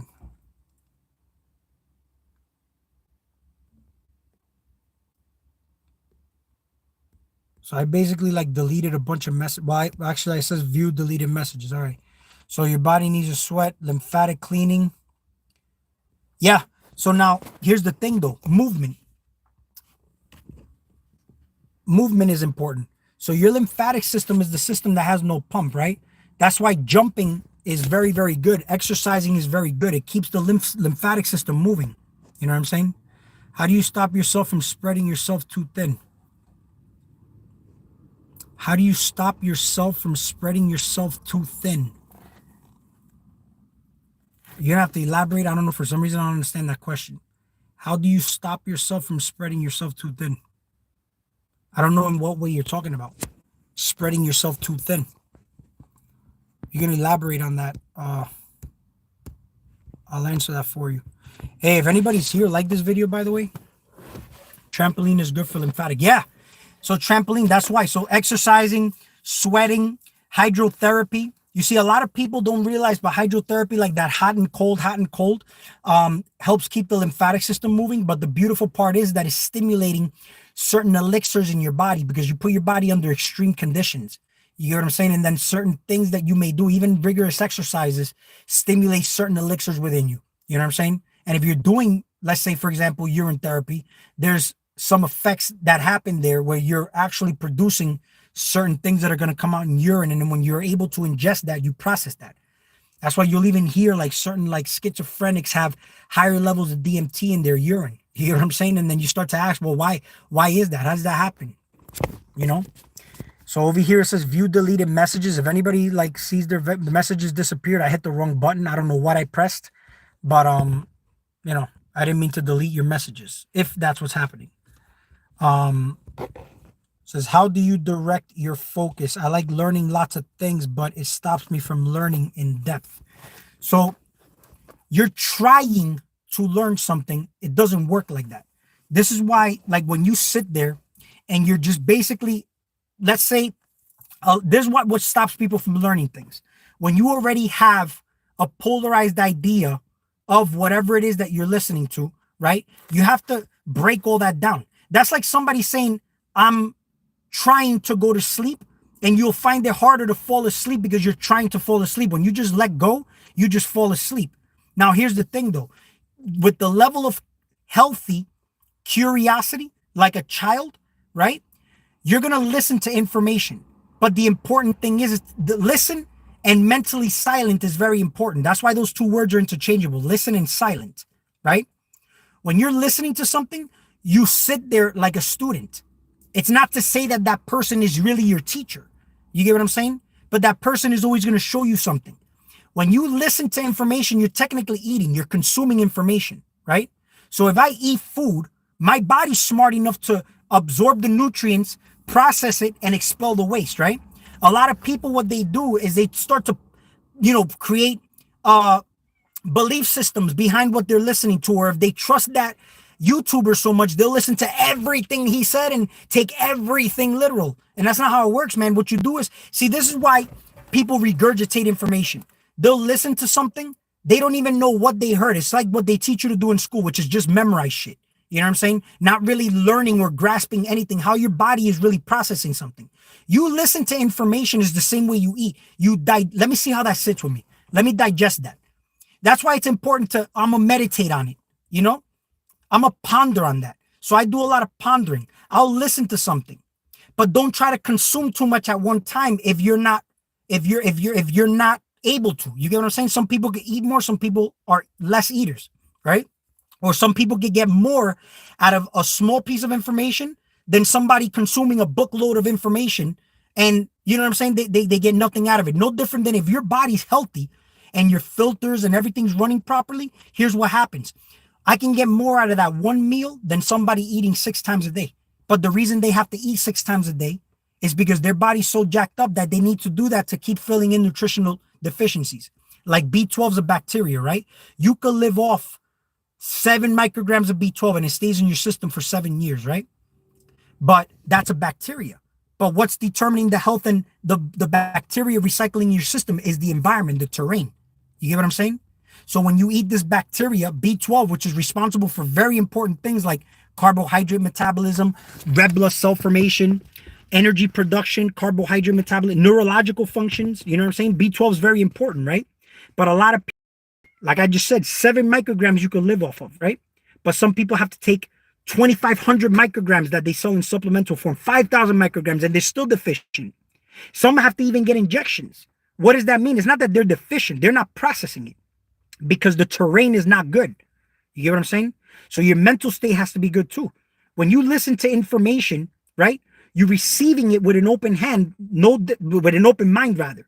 You got to have an open mind, right? But still be intelligent enough to be a gatekeeper to know what you're allowing in there and what you're not allowing in there. So with an open mind, I can give and I can receive. With an open mind, you can receive and you can give as well. But with that open mind, right, I process the information in this vessel, not just with intellect. I'm processing it from the heart space, because this is a brain. That's why people say think from your heart. You could process it from the gut. That's the intuitive aspect of things. I have discernment to know what I can process in there or not. My primordial waters underneath, like that primal sexual energy is firing on all points, but not in a lustful state, but stability. So I'm stabilizing the foundation, right? Not only that, but what I'm listening to can rattle my foundation as well. It can put me in a fearful state, but if I got strong roots, right? That chemistry from underneath feeds the trunk and feeds the tree, where what I'm listening to is feeding my information and going down, no different than a tree. I just told you, as above, so below, right? Look at your solar plexus. That's your generator. That's the right there. That's the power. That's why when you do martial arts, boxing, anything, they say all the power is generated from the core, but you use your legs, right? And then you got the heart. Heart is an anagram for earth, but that's upside down, right? Your reality is technically upside down, but your brain makes it right side up. So when you're listening to information, rather, process it. See how it sits with you. Now it became yours. It's not yours if you listen to it and then you regurgitate it out. It's not yours. What you're doing is you're listening to something and then it's coming out your mouth and it's not your information. It becomes yours is when you process it. And now you put it into your own words. You start maybe even connecting dots from there, from the things you may have learned before, or just a common sense knowing sometimes. You know what I'm saying?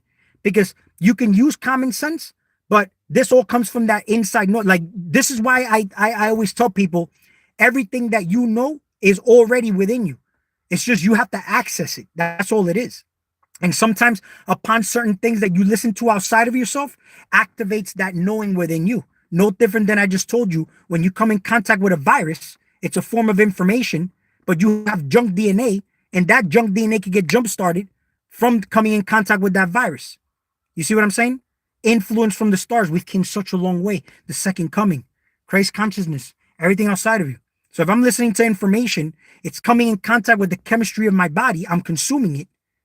But then again, now I'm tapping into that inner knowing at the same time because it's coming in no different than the virus coming in contact with the DNA.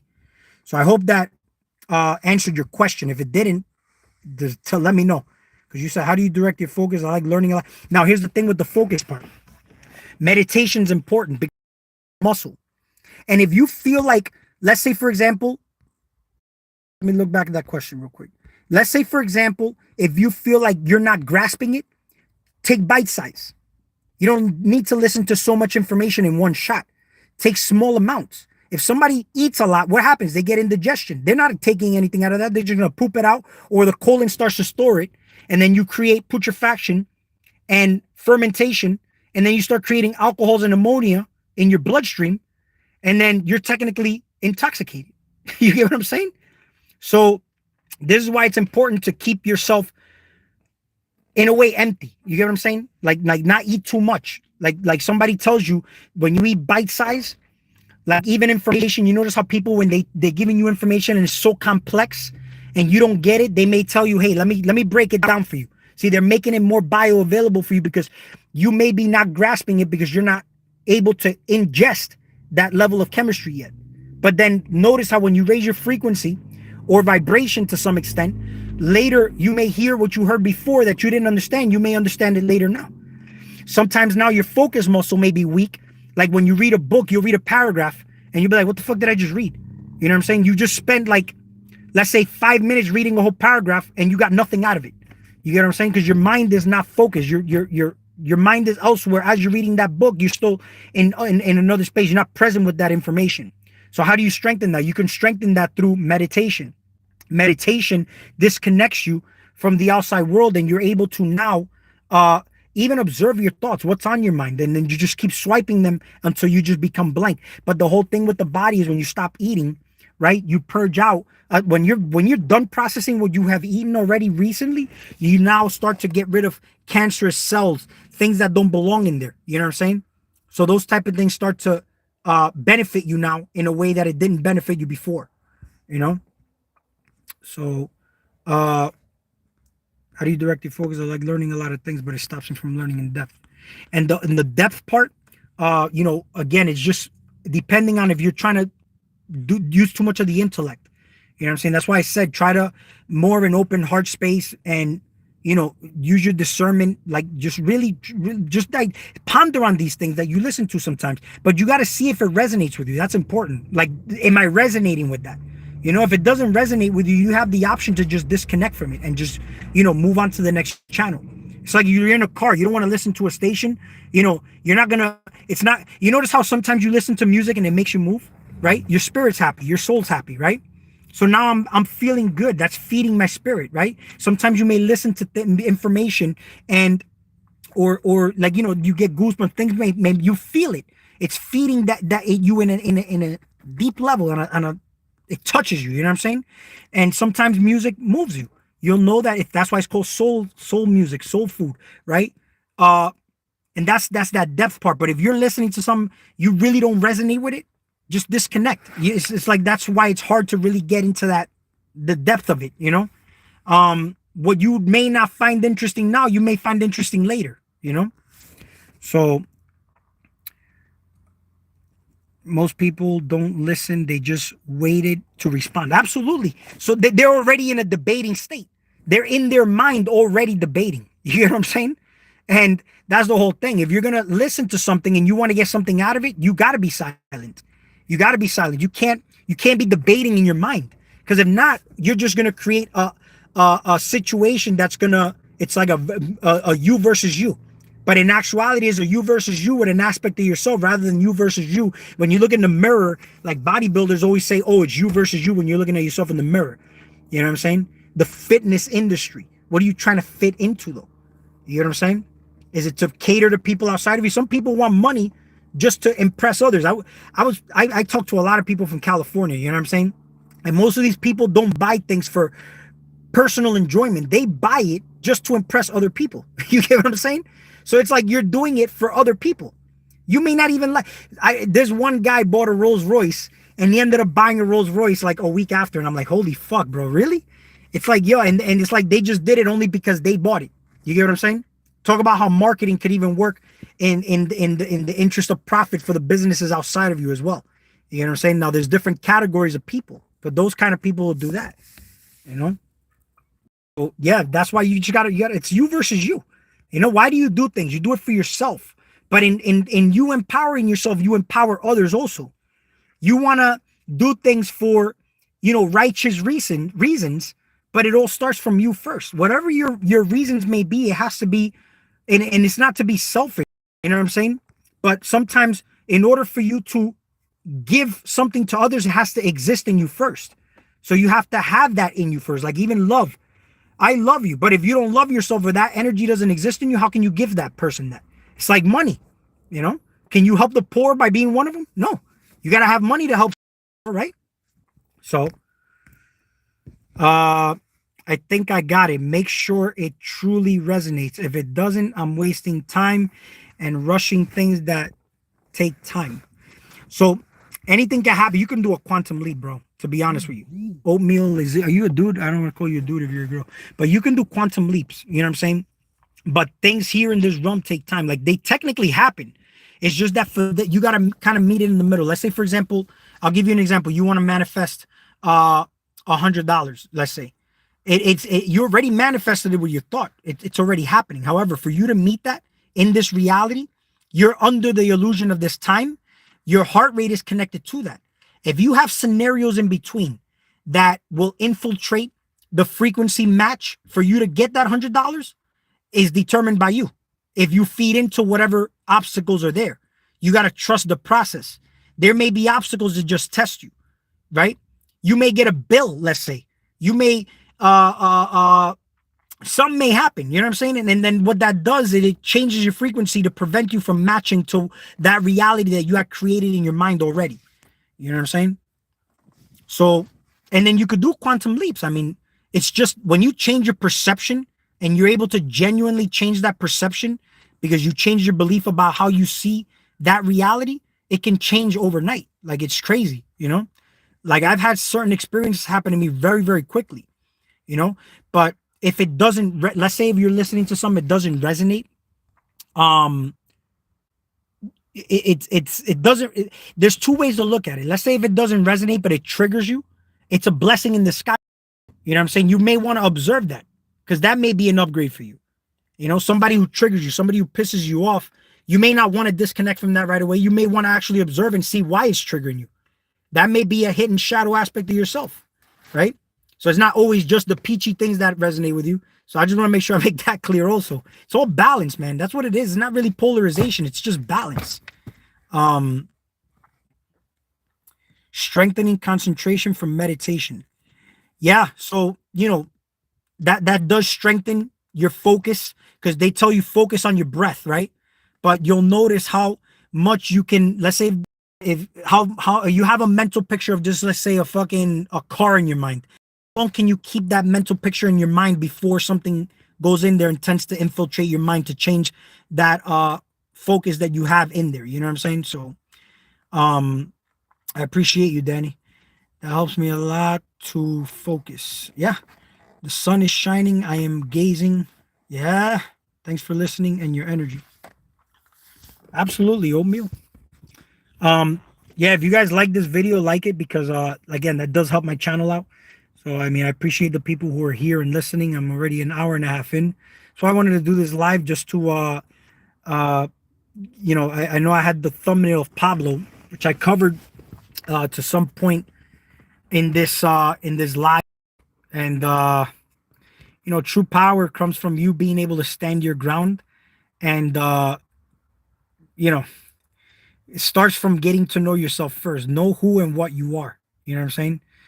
You're not a victim of your reality. You know what I'm saying? Like, you just basically, you have the power to even influence the stars to some extent. It's not just, oh, astrology and now you're binded by the way the patterns go. No, you influence the stars. You know the intel, you make the reality for you work out to your benefit.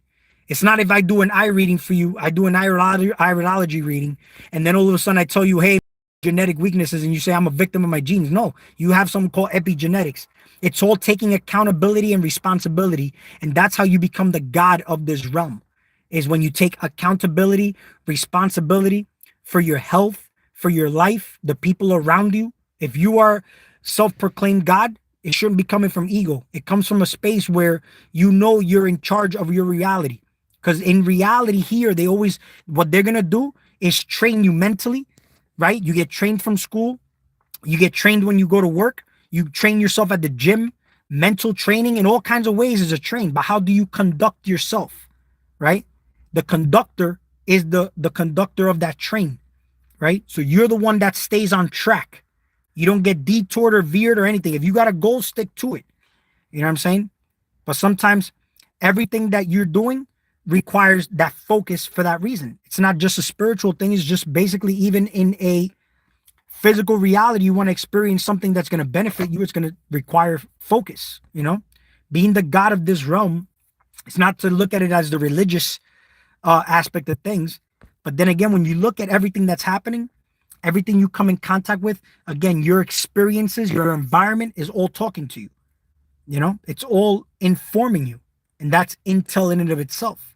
And then you can actually make decisions from there to say, I'm going to make this better work for me, or am I just going to ride the wave of whatever's going to happen, And you just stay at the mercy of whatever situation is there that is unfavorable. We're always creating. The whole thing is you could be a conscious creator or an unconscious creator.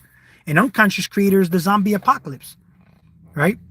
You mindlessly eat, right? People mindlessly consume things, But what happens if you can transmute energies and channel them to your advantage? I can have a rage. Rage is a very strong emotion. I can use that rage to my advantage since it's so strong and transmute that and channel it towards something that I want to work on in my goals, right? Or I can just be unconscious, a mindless zombie, and just go fuck somebody up, I can jerk off and let that energy out into the ethers, or I can just, and that's what people vamp shit out of each other too. I mean, there's energy in the air, but it's not necessarily you that's eating it. It's just basically when you look at, again, in metaphysical form, there's things that you can't see, right? Only because you choose not to see them. That's the whole thing. You choose not to see them because you have a certain level of fear. Notice how when somebody's scared or something's about to happen, they go, ah, and they close their eyes, right? Why does that happen? Right? You close your body off, you guard, you sit, but your eyes closed because you're protecting yourself, right? Now, if you have something called a third eye or a first eye, what do you think? If that's an eye and it's in fear, that's closed, right? Only thing is that you keep these open because the darkness you're afraid of, so you keep these eyes open to keep you secure because in the dark you're afraid, right? But then again, this one is closed at all times because even in the dark you're afraid. So you're supposed to be able to see with this eye, but you can't. And the whole thing is that it's the fear is not just an instantaneous fear.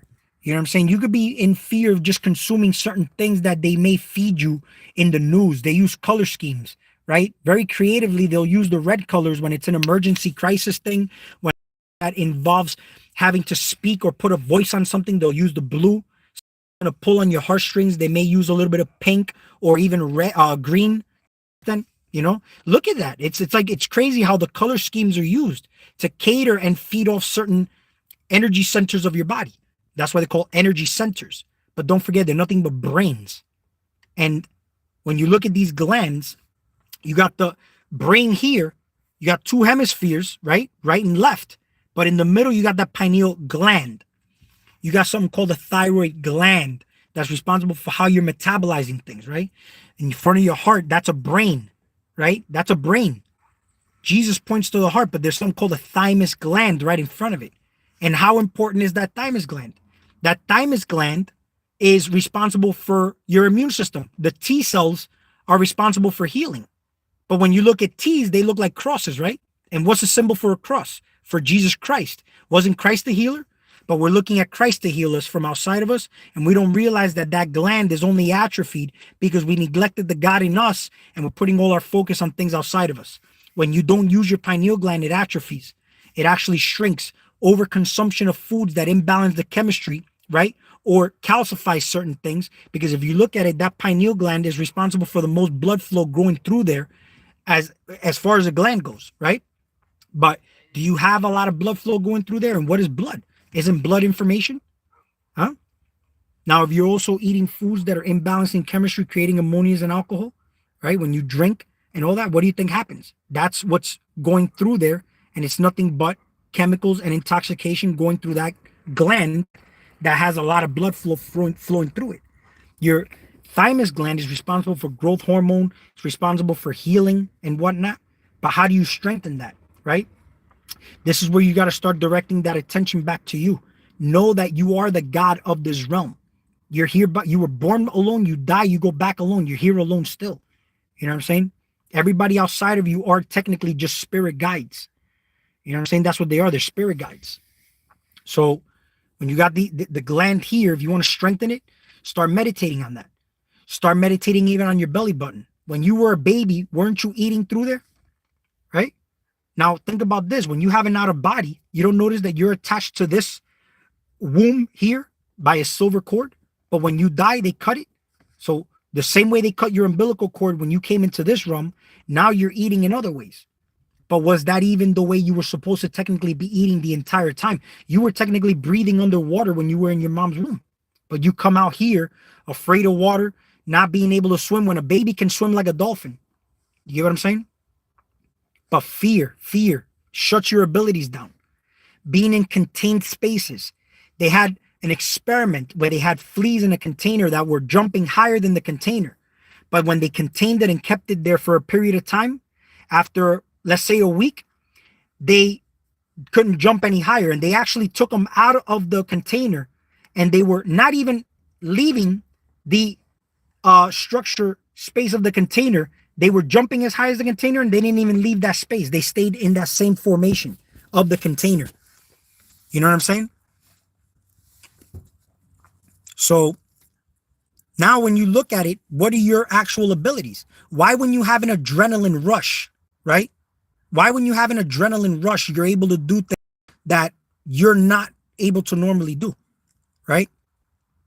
Well, there was a lady who pulled a car from her dad, where the car was on Jackson, and it was crushing her dad, and she had this adrenaline rush and moved this car off of her dad. A 3,000-pound car. How did she do that? That was just superpowers, right? I remember I was getting chased at one point in New York. I was hopping fences and jumping over things. I looked like Wolverine. I didn't even know I could do that. I was running so fast. My legs were like, I'm telling you, man, I was feeling like I was on steroids. Like it was like something that was happening. It was like a superpower, you know? Fear could be used to your advantage, but it can also debilitate you, you know? So it's how you channel it, and that's it. Because fear also, like there was a point where I was driving at one point, I was drunk, but I was afraid of getting caught. So I was like sharp as a needle, making sure that I was like paying attention to the road, cops, or the speed limit, everything. And I'm not saying to go drive drunk. I'm just saying that's just an example. Or when you're about to get into a fight, there's a certain healthy level of fear. It's all balanced, right? Because it keeps you sharp. Now, when you also go into the area of, fear, and you hold that, and you're in a space that you think that thing outside of you is going to do something to you, that's stored where? It's stored in your kidneys.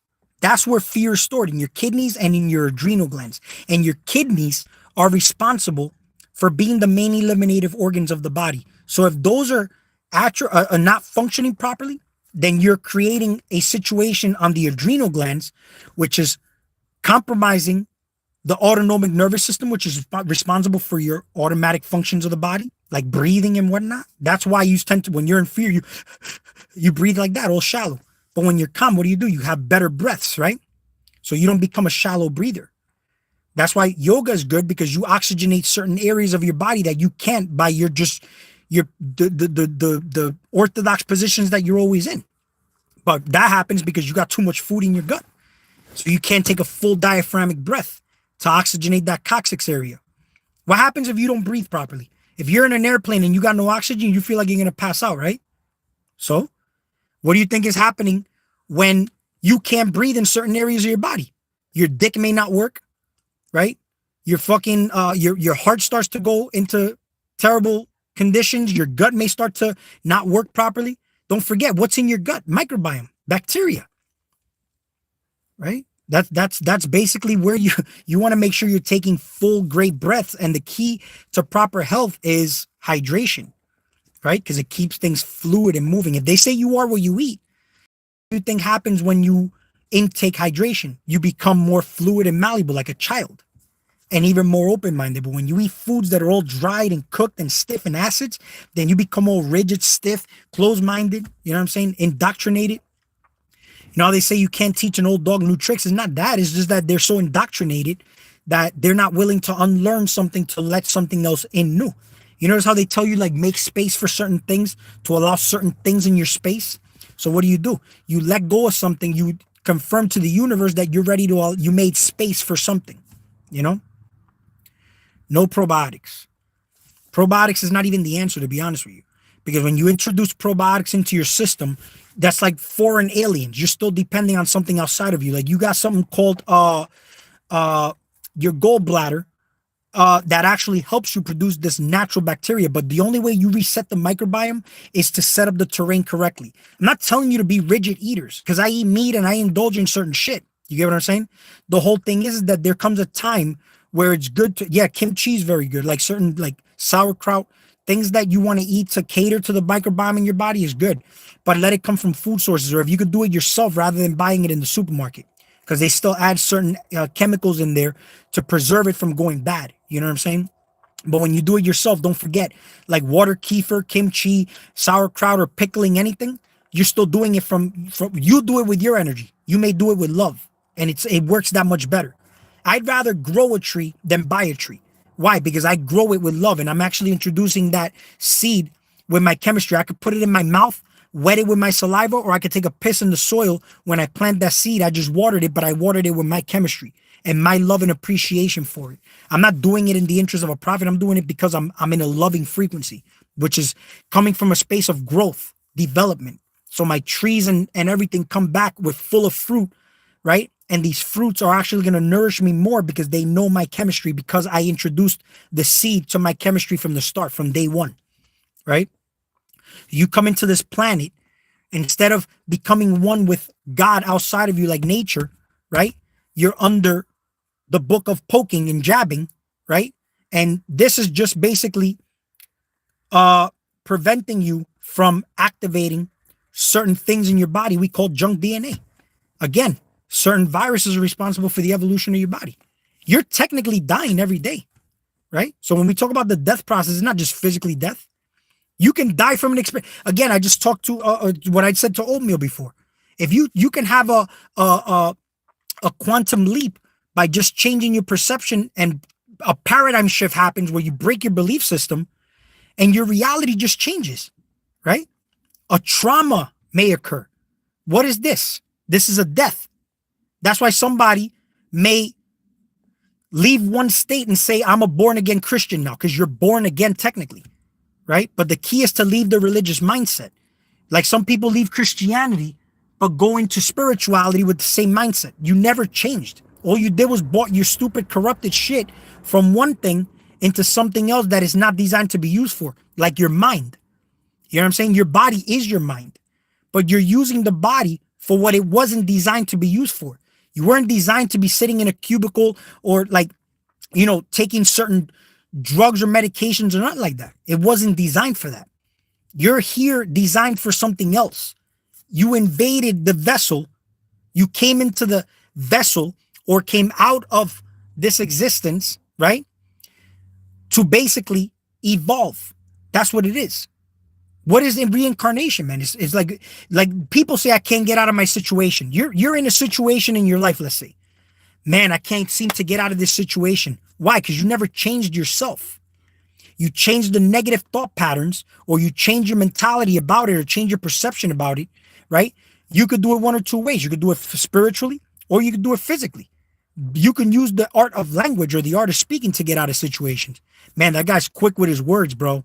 You know, he's got he was able to talk his way out of it. You could talk your way out of shit, right?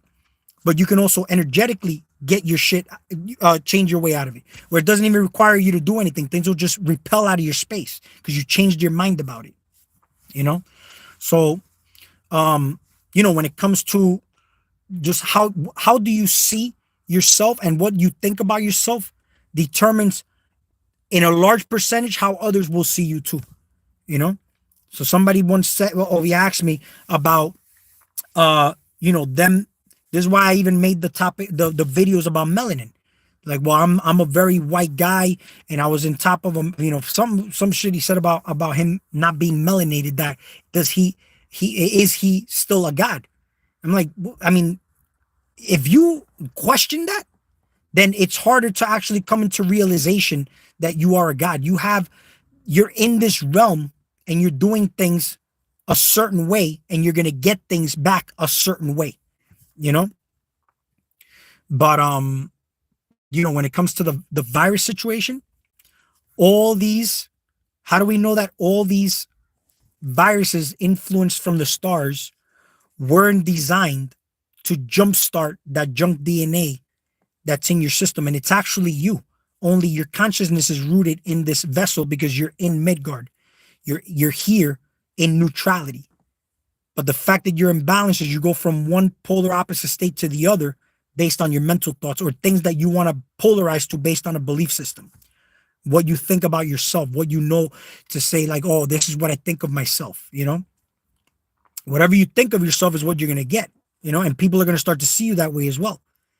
You carry yourself a certain way also based on your mindset.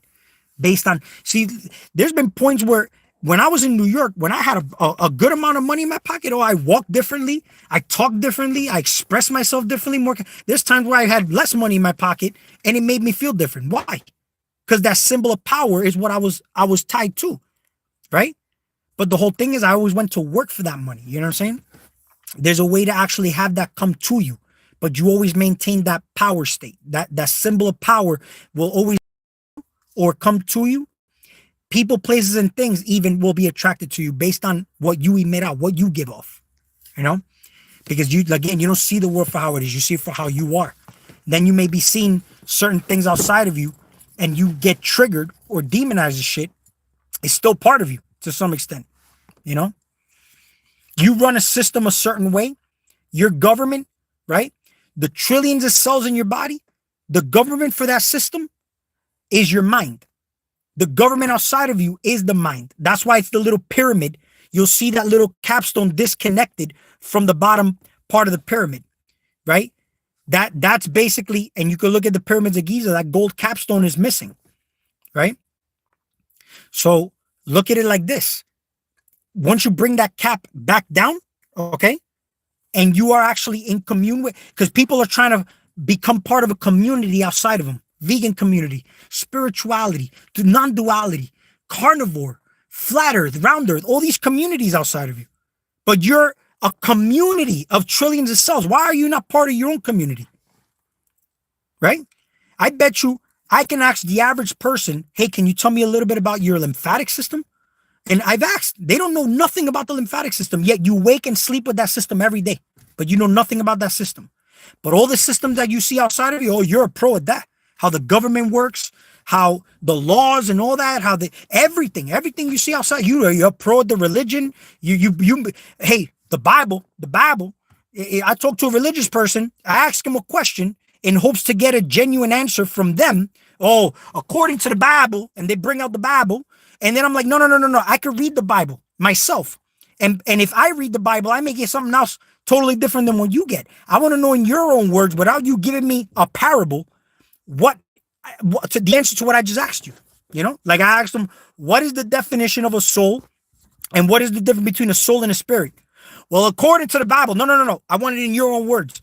Well, Okay. I started asking him questions about Jesus Christ, about certain areas of the body. I said, well, okay. So then if you are a man of God, right?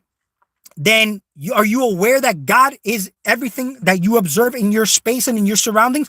Are you in agreement with that the herbs and the trees and all that that's in nature is part of God, and the watermelons and all that that comes from the earth is considered God's food? Yes. Okay. So are you aware that Food and Drug Administration is in the same category? Yes. Are you aware that food could be a drug and it could be a medicine? Oh yeah. Okay. So then why is, because the guy's wife had diabetes, right?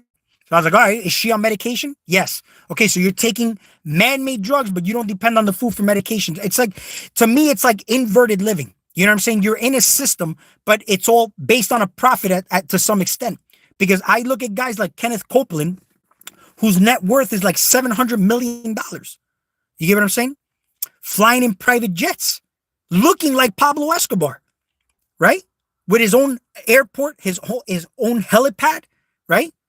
And meanwhile, what you see as far as like the Food and Drug Administration, what you see as far as like the pharmaceutical, that's all legal. But if I start my own drug cartel, that's illegal. Why? I'm not telling you to do that either. I'm not telling you that's right or wrong either. You know, I'm just talking, you know. Now, power is the influence, right? How much influence do you have over and here's the thing though. Like there's people who say you conduct yourself in reality the same way you would conduct yourself behind closed doors. Is that even if you're behind closed doors, there's always somebody watching you. Something is always looking at you, right? That's why they say you can only lie to your motherfucking self, right? And the worst person to lie to is yourself. Because the moment I say, man, you know, starting tomorrow, I'm gonna give this up and I'm gonna start this and then come tomorrow, your goofy ass don't do it. Oh, you just lied to yourself. You think there's not something in you that says this motherfucker is a pansy, he's whack, he's a liar, and we don't trust him. Right? But you walk around with your ego all flared up. I'm the man, right?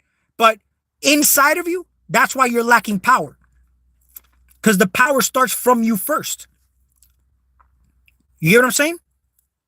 So if you lie to yourself, don't expect others not to lie to you. You know what I'm saying? Because don't expect even your spouse not to lie to you. If you lie, then somebody else can lie to you too. That exists in you predominantly. That's the main frequency you put out. You know? Certain things that you know are unfavorable, but you don't drop them, right? Who's the slave and who's the master then? Think about that. Who's the slave? Well, I know I'm not supposed to be doing it, but I'm going to do it now. You're not. You caved in. That's giving away your power, right? How do you harness power, cultivate power? We always talk about, oh, they're trying to infringe on our free will and this and that and freedom of speech and these amendments. And you see the word ments at the end, right? You got free will, but you can't even really exercise your willpower. That's the whole thing. Your willpower is weak, right? But then you want certain things. People talk about this. There was one question I had where when what are my views on free will, right? Who gives you free will though? That's the whole thing. People say I am exercising my rights to free will. Who gave you those free wills to begin with, right? They're all backed up by amendments and all these things, the man-made laws and whatnot, right? But think about this though. Who gave it to you? Who gave it to you to begin with? Right? Who gave you that? Where's the starting point for that? So when you say I'm exercising my right to free will, right? These rights, they were all handed to you. They were given to you. You talk about it's my birthright, right? So if you're a free spirit, right? Why would anything need to be handed to you? Why would anything need to be given to you in the form of amendments or anything like that, right? You don't know yourself. That's the whole thing. And then the thing is that when you come down to saying, you know, where I look at with my reality outside of me, right? Why do I experience these things? Why am I going through these? It's just knowing yourself. It always comes back down to you. There's no room for victim mode or for pointing fingers at anybody. You know what I'm saying? because you're missing the mark. There really is no mark. You make the mark. You are the mark. You are the center of the universe. In actuality, right where you sit at, everything is surrounding you. You're the center. But you come out of your center to look outside of you for information, to depend on things to save you and whatnot, then you left your center. But the government wants you way out of your center by telling you about outer space. Now you're really out of space. Your space is right here. Where I'm at, this is my space, right? I can explore in outer space. That's good. I can look up people's stuff. I can listen to information, right? Understanding that these are versions and reflections of me. And I commune with that. I am actually now connecting dots and coming from a knowing, but I'm not leaving my space and getting lost and becoming that space cadet. I know nothing of man-made law when it comes to my home, the Elrod rules. Yep. I took a course in lymphatic while being a CNA and was amazed. Yeah. I mean, I'm going to tell you right now, the lymphatic system is that's your immune system. You know, it's your immune system. This is why people, like, how can we help each other? If we literally give each other neurolymphatic massage points and whatnot, we help each other move energy in that way, or move waste, metabolic waste from the body and whatnot.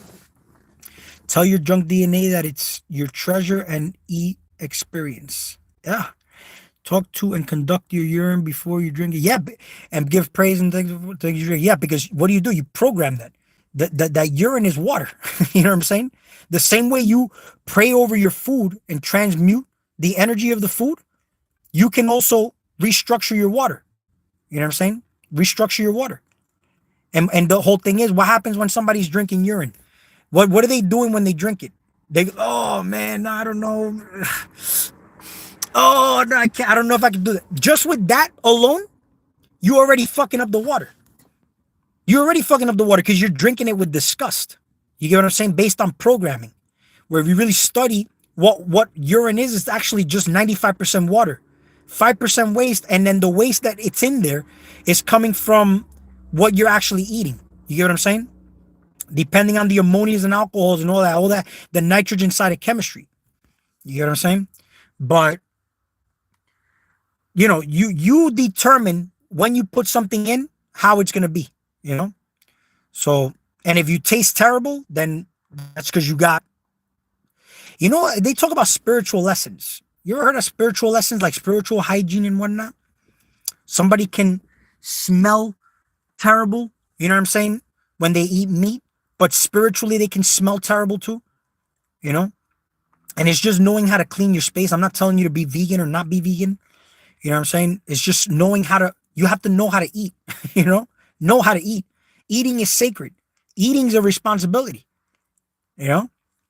So when you eat, spiritual hygiene, your urine, right?